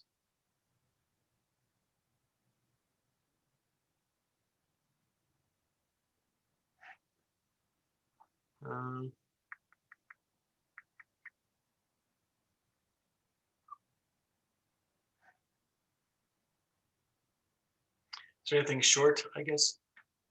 Here, let's just look at this for a little bit. As the spacecraft approaches the moon, it slows down and goes into lunar orbit.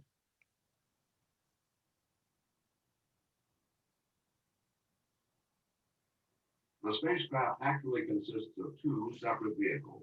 Can you hear that The okay? command module, which remains in orbit around the moon during the period of lunar exploration, and the lunar module, in which two of the three Apollo crewmen will descend to the lunar surface. And another line from the command module to the center of the moon. The orbital position at which you want to meet the command module is dependent primarily on the desired lighting conditions for each phase of the rendezvous. Therefore, a number of important factors come into play. For instance, there are three basic areas of illuminate these and objective. Since the height differential after the constant delta height maneuver remains constant, the proper phase height relationship for the subsequent lunar module is at the center of a coordinate system. And will be programmed so that So they have to actually burn their engines to move it, because that's the only way to get them out there. You have to fire your engines. At any given time, the command module will as a part of the specific rendezvous plan are contingency situations, thus helping to ensure the success of this major. Let's see if there's anything else that's kind of cool.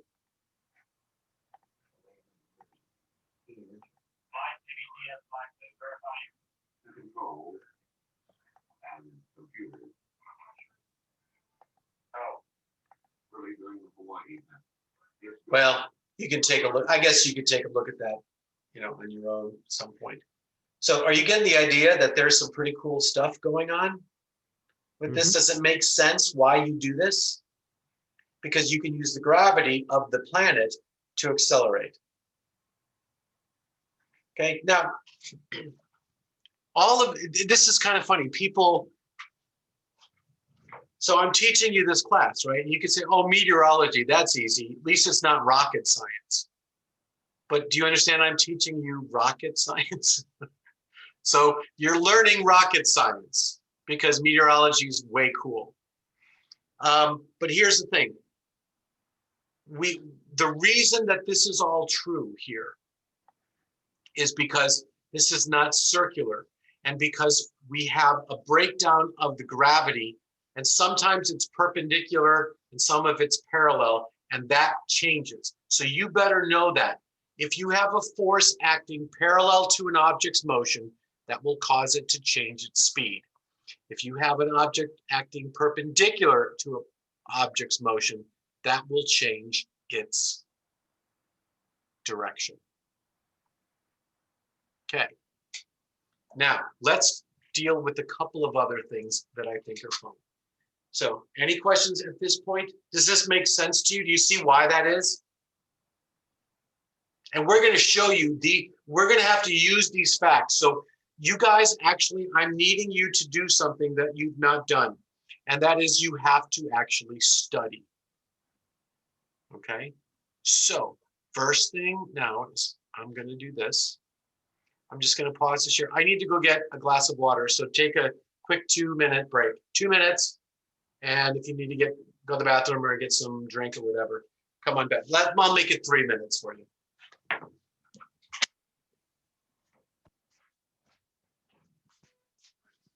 Did I stop recording? Oh, I didn't stop recording. I'll stop recording. Hey, I remembered. Resume share. Oh, good. Okay. So here's the question. Do you guys have any questions on this stuff at this point? It's a really good movie. You should watch that. Or Apollo 13 or something like that. Some really great stuff. You should know your history. Any questions on that? So let's see how smart you are. Okay. So first of all, I'm going to draw this. What is this?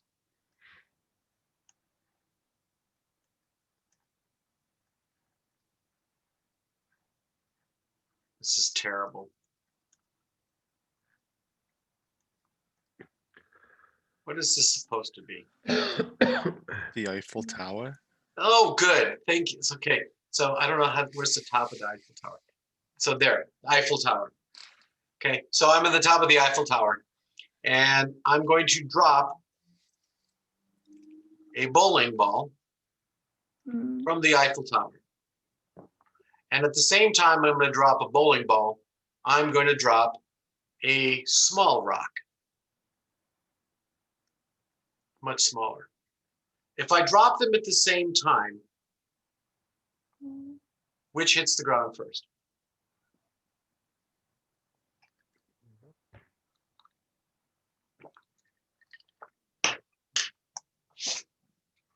Are they both gonna hit the ground at the same time?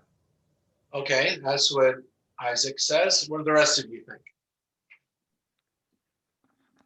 Would the bowling ball hit the ground first?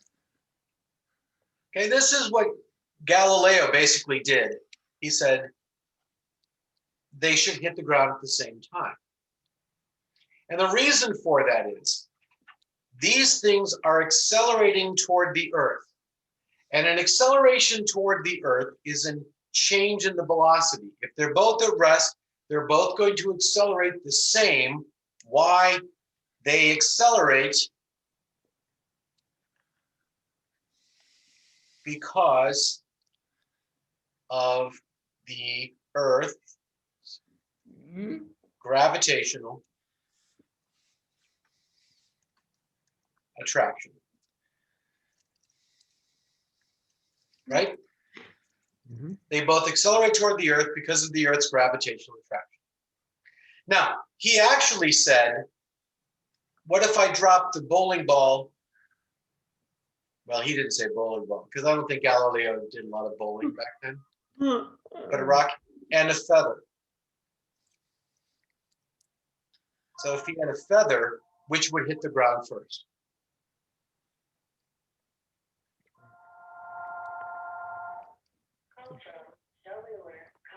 What would happen? The bowling ball would hit the ground first Why? because of like air resistance, and there's like So more surface area. in this example here, right, we'd be saying that there is a gravitational attraction on the bowling ball. And that gravitational attraction is the same for the feather and the bowling ball. It's gravity, right? The only difference is there's a much bigger resistance of the air resistance from the feather. So if I wanted to see this, I would have to drop it in a vacuum, right? So feather, bowling ball, vacuum. Video. And here's my buddy. YouTube will work. So I'm going to let you watch this because This is NASA's space. it's cool. And it is the world. Oh, 1C in vacuum. Achieved that spacecraft conditions of outer space. And it does that by pumping out 30 tons until there are about 2 grams left. This, but an eccentric construction part of its history was built in the 1960s as a nuclear test facility to test nuclear propulsion systems. And that meant that they built out aluminium to make radiation using steel. Aluminum. Aluminium is not that thick, strong. Aluminium. To build a vacuum chamber outside. So they built out a concrete skin, which is part radiation shielding and part an external pressure vessel. So this thing can take force present on the outside when it's pumped out to the conditions of outer space.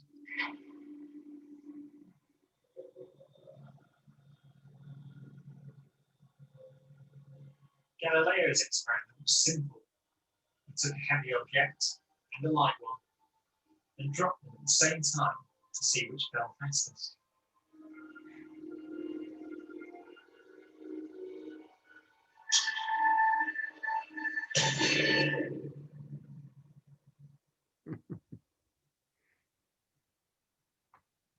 Now, in this case, the feathers fell to the ground at a slower rate than the bowling ball because of air resistance.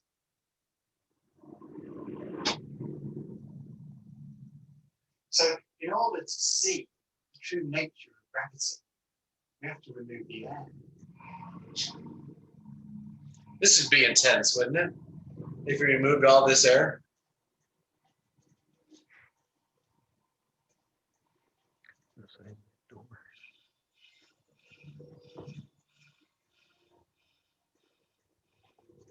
It takes 3 hours to pump out the 800,000 cubic feet of air chamber. We drop 2 millitorr in the last 30 minutes, but once it's complete, there's a near perfect vacuum inside. 61 station 1, go for that. TCB 30 days, 1, pressure 7.3 psi. There, go for that. And 9, 8, 7, 6, 5, 4, and 1, 2, 1, release.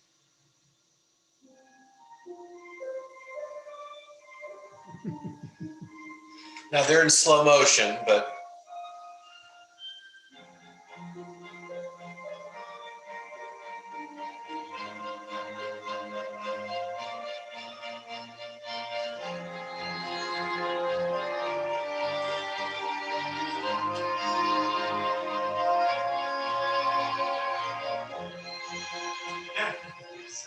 Look at that. They came down exactly the same.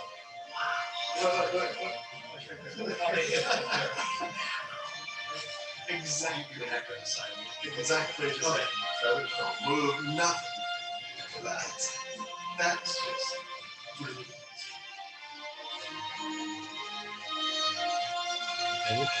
Isaac Newton was saying that the ball and the feather fall because there's a force pulling them down, gravity. But Einstein imagined the scene very differently. The happiest thought of his life was this: the reason the bowling ball and feather fall together is because they're not falling. They're standing still. There is no force acting on them at all.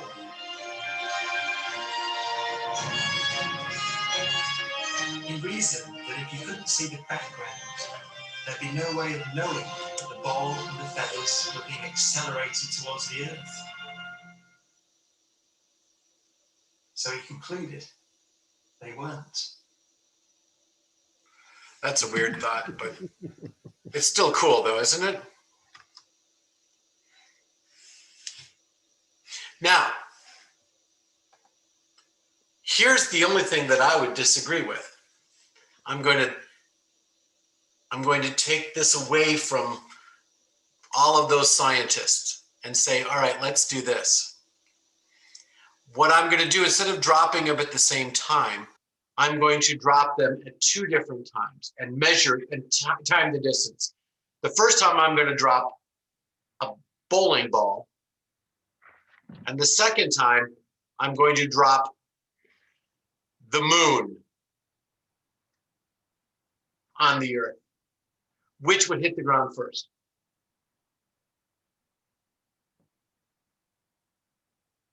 If I timed the bowling ball and then I dropped the moon from the same place, which would hit the ground first? Would it technically be the bowling ball because the moon's going to have a bigger surface area, which should create more friction? Well, you just want to take it from the very bottom point. No, the answer is the moon would fall first. Why? Because remember, there is an attraction. The ball is attracted to the earth, but the earth is attracted to the bowling ball. Likewise, the moon is attracted to the earth, but the earth is attracted to the moon.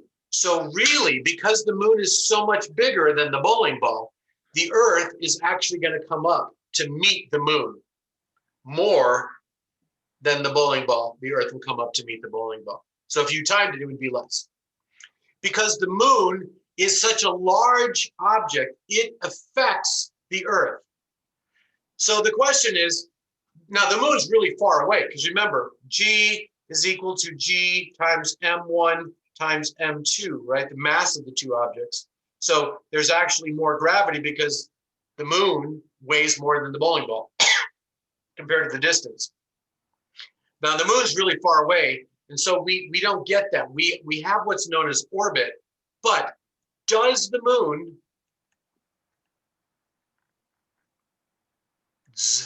does the moon's gravity affect the Earth? Oh, The answer is yes. What is it? tides. Tides. The tides. The tides are impacted by the moon. There's actually more to it. Do you know that the moon is actually acting to slow the rotation rate of the Earth? In other words, over the next 100,000 years, the Earth will have longer days. Isn't that crazy? By the way, have you noticed that the moon doesn't spin from our perspective? Mhm.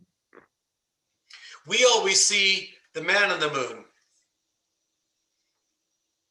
We always see it facing us. And that's because the moon's rotation is equal to its rate of orbit. It is slowed down so much that now it always faces the same way. And sometime in the future, that's what will happen to the Earth. The Earth will do the same thing with the sun. It will be a long time. It will take a long time to do that. But the moon is actually slowing down. So millions of years ago, the day was much shorter than it is now. The length of the day tells me how the temperature goes up and down. When the day is too long, what will happen?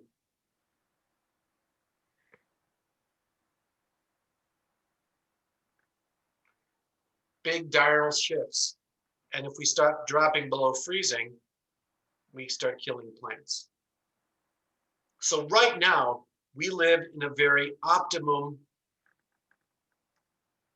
day length because we don't get the big shifts. We like it the way.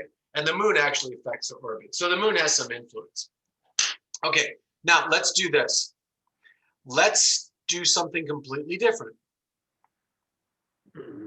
And this is really important to what's going on.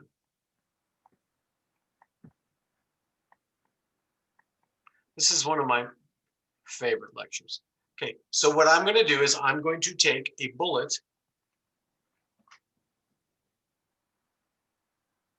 There's a bullet.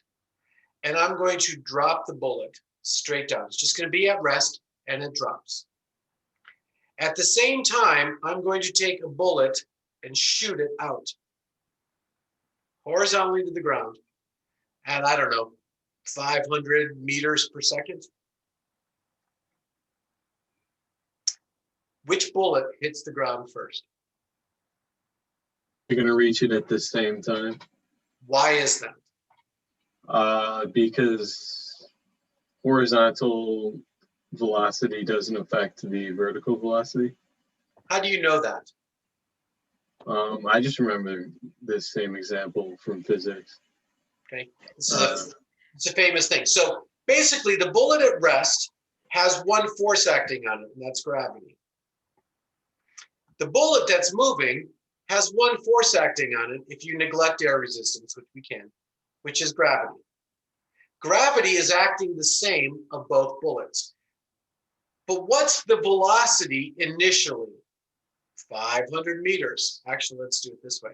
What's the velocity? 500 meters sideways, 0 meters per second down. Now, the bullet starts falling. Do you agree that it's going to speed up as it comes down? So at some other point, the bullet, when it's way out here, will be going down at, let's say, oh, I don't know, 2 meters per second. What's its horizontal velocity?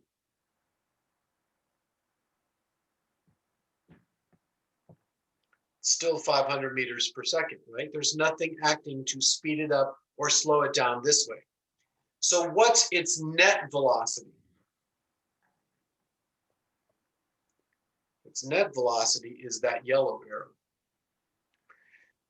The pink never changes. The blue changes, and it changes the actual speed.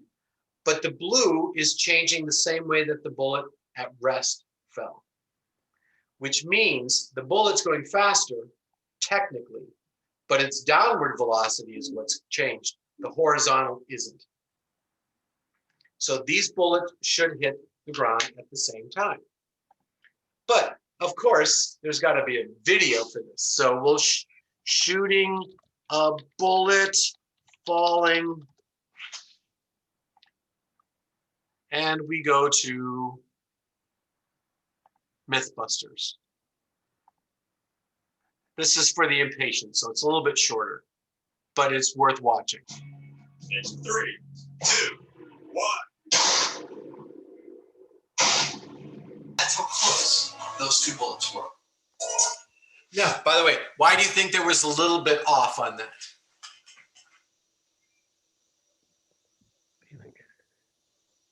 Why do you think that they might have been just a little bit off?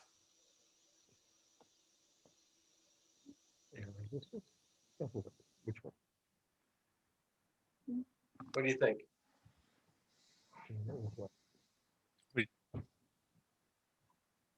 I would suggest that there's a few things. Number one, there is some resistance in the bullet flying, air resistance. So, I think the most important thing, though, is how would I have to aim it? Horizontally. Did you notice how the gun pulled up like this? So it's moving upward as it goes out. It may have been given a little bit of an upward trajectory before that happened. So I'm looking at that and I'm thinking, okay, that's pretty cool. Now, how does this play a role in what we do in class? Well, here's the thing. Imagine that we have this. Here's the ground, but here's a cliff. Okay? And on this cliff, we fire a cannon. Here's a cannon. And we shoot out a cannonball horizontally off the cliff. What will this trajectory do? The trajectory will go like this. It'll go horizontally, but still fall. But what if I go faster? What will the cannonball do now?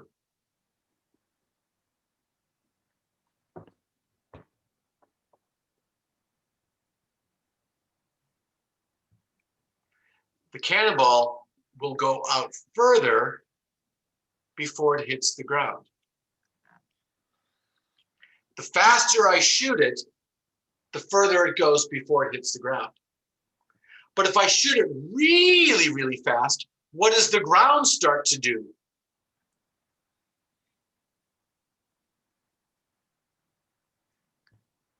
Doesn't the ground start to curve? And what the cannonball would do is it stays, how far above the earth is it? It stays constant. So if I shoot it fast enough, what will the cannonball do? Orbit the Earth. That's an orbit. So we have satellites. We have a satellite in space called GOES, Geostationary Orbiting Environmental Satellite. It basically stays orbiting with the Earth and it's always at the same height. It's always looking down at the same place. And if we know how far in space we want it, we know how fast we have to accelerate it. And then it falls. So at this point, do you understand that gravity is always acting on it? It's always trying to get further. The velocity is always perpendicular. And now we have an orbit. So we have a circular orbit. If we tried to orbit a ball on in the atmosphere, what would happen? What would the atmosphere do?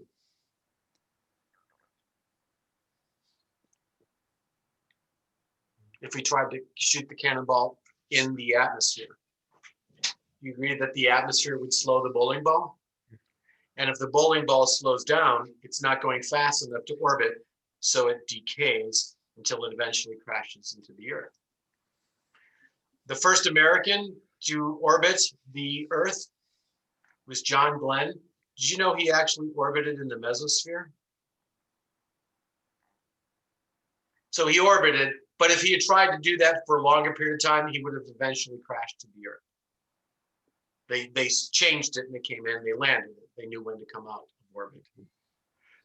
But they would have done that. And sometimes our satellites aren't perfectly circular. And if it's not perfectly circular around the Earth, what happens to it? It goes in an ellipse.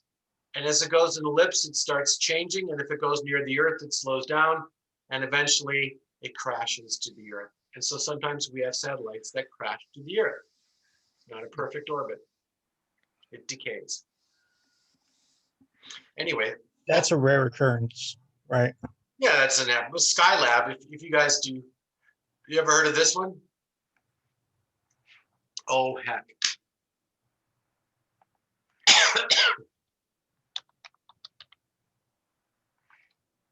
Let's see what Skylab is.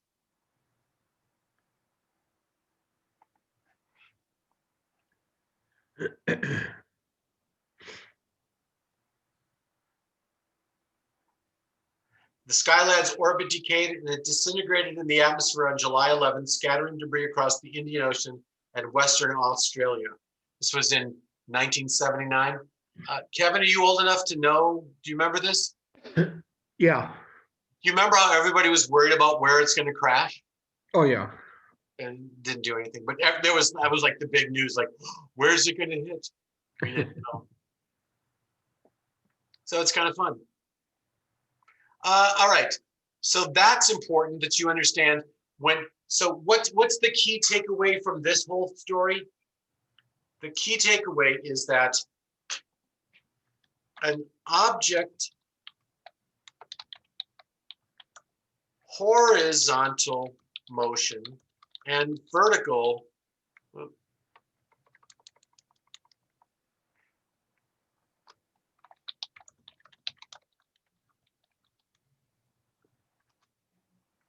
can be separated from each other.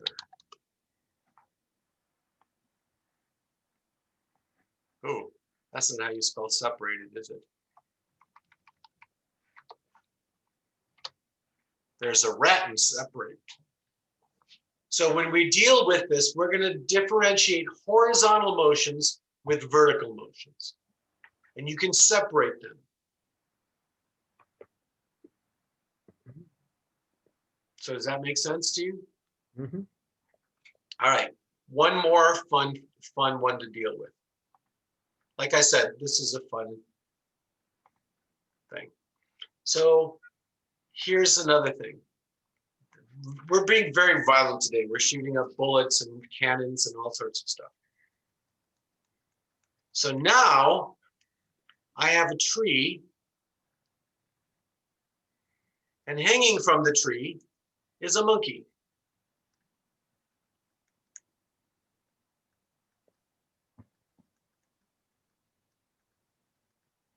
And the monkey's hanging from the tree. So here's his head, here's his body, here's his feet. And here's its tail.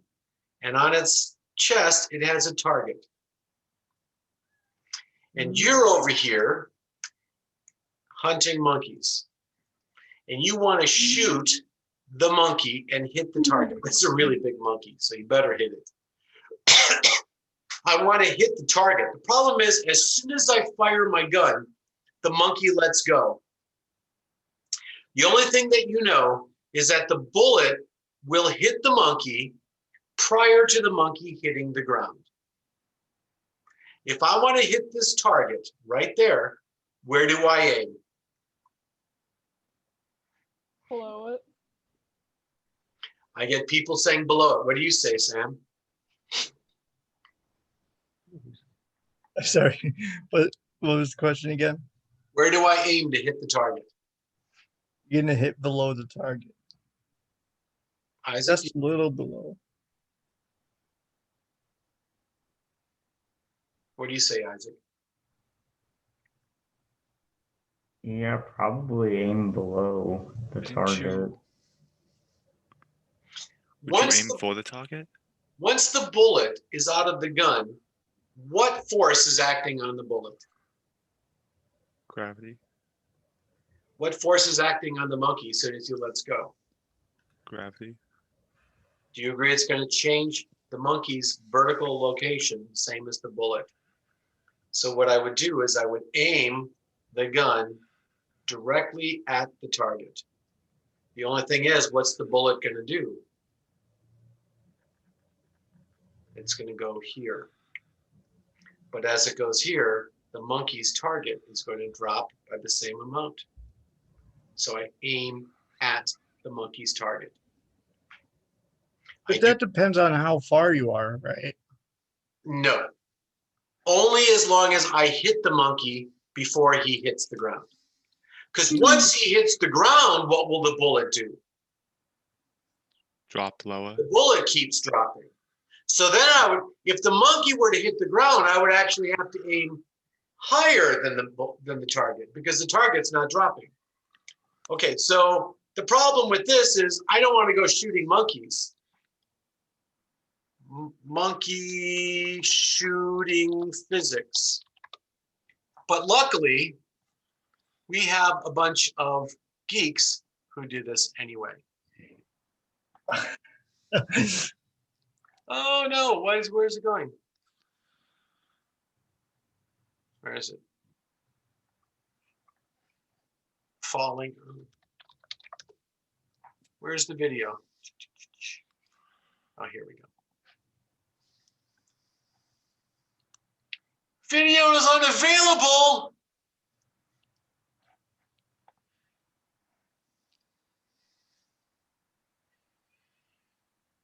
Well, I'll watch him. I haven't seen this one. See if it's any good. You know, they took the monkey shooting down. That's pisses me off. This is often referred to as the classic shoot the monkey demonstration. The idea being that an object falling from rest will fall by a distance a half t squared, where t is the time since it started free fall. It's true whether an object is dropped from rest or Okay, that's boring. straight line trajectory. Show me. Show me the monkey. When to be hung from this electromagnet. Now that he's in his place, with the ball already launched in the projectile launcher, then we simply use compressed air to then force the ball out of this and allow the entire sequence to take place.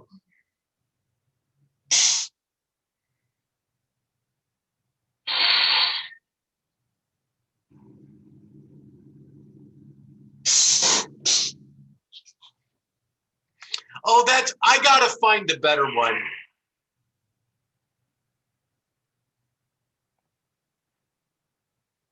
Oh, here, this is still them. Okay, yay.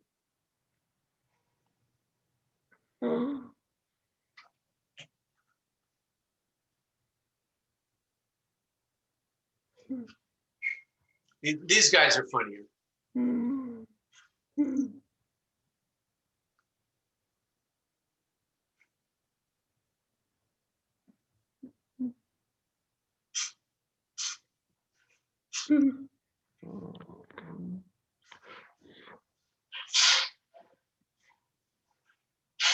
So now he's aiming the gun. Puts the golf ball in there.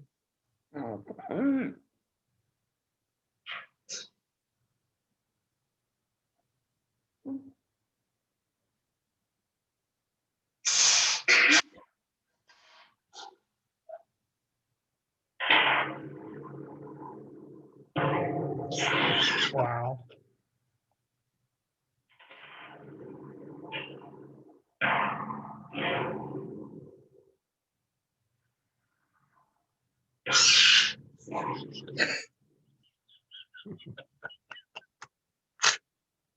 love it. And that is our class today with some fun endings. Okay, so what you need to do for Thursday, okay, is you are going to rewrite your notes from today because that's important that you get that done. Lena, you've been doing some amazing notes. Okay. You have the next chapter notes coming due for next Monday. You should try to get that done. What I want you to do in addition to that is I want you to read through the notes from this unit once. Okay. So just get out the notes and read through them. You don't have to study them. You don't have to know everything. But I want you to read through it and take a look at it. All right. So spend a little bit of time. We will then now convert it over to how these forces start acting on the air, and we start to get into wind systems. Okay, so we will be talking about something known as the geostrophic wind. Have you read about that yet in the book? Yeah. Okay, that should be coming up, so that's where we're going to. So just preparing. We have a couple of lab things that we're probably not going to do because we're online. So pretty much you're only getting your assignments and then a big test coming up, maybe a couple of worksheets. Okay, so we'll be doing that. Any questions? All right, guys, we'll see you on Thursday. Have a good one. Right. Have a good day. Don't shoot any monkeys.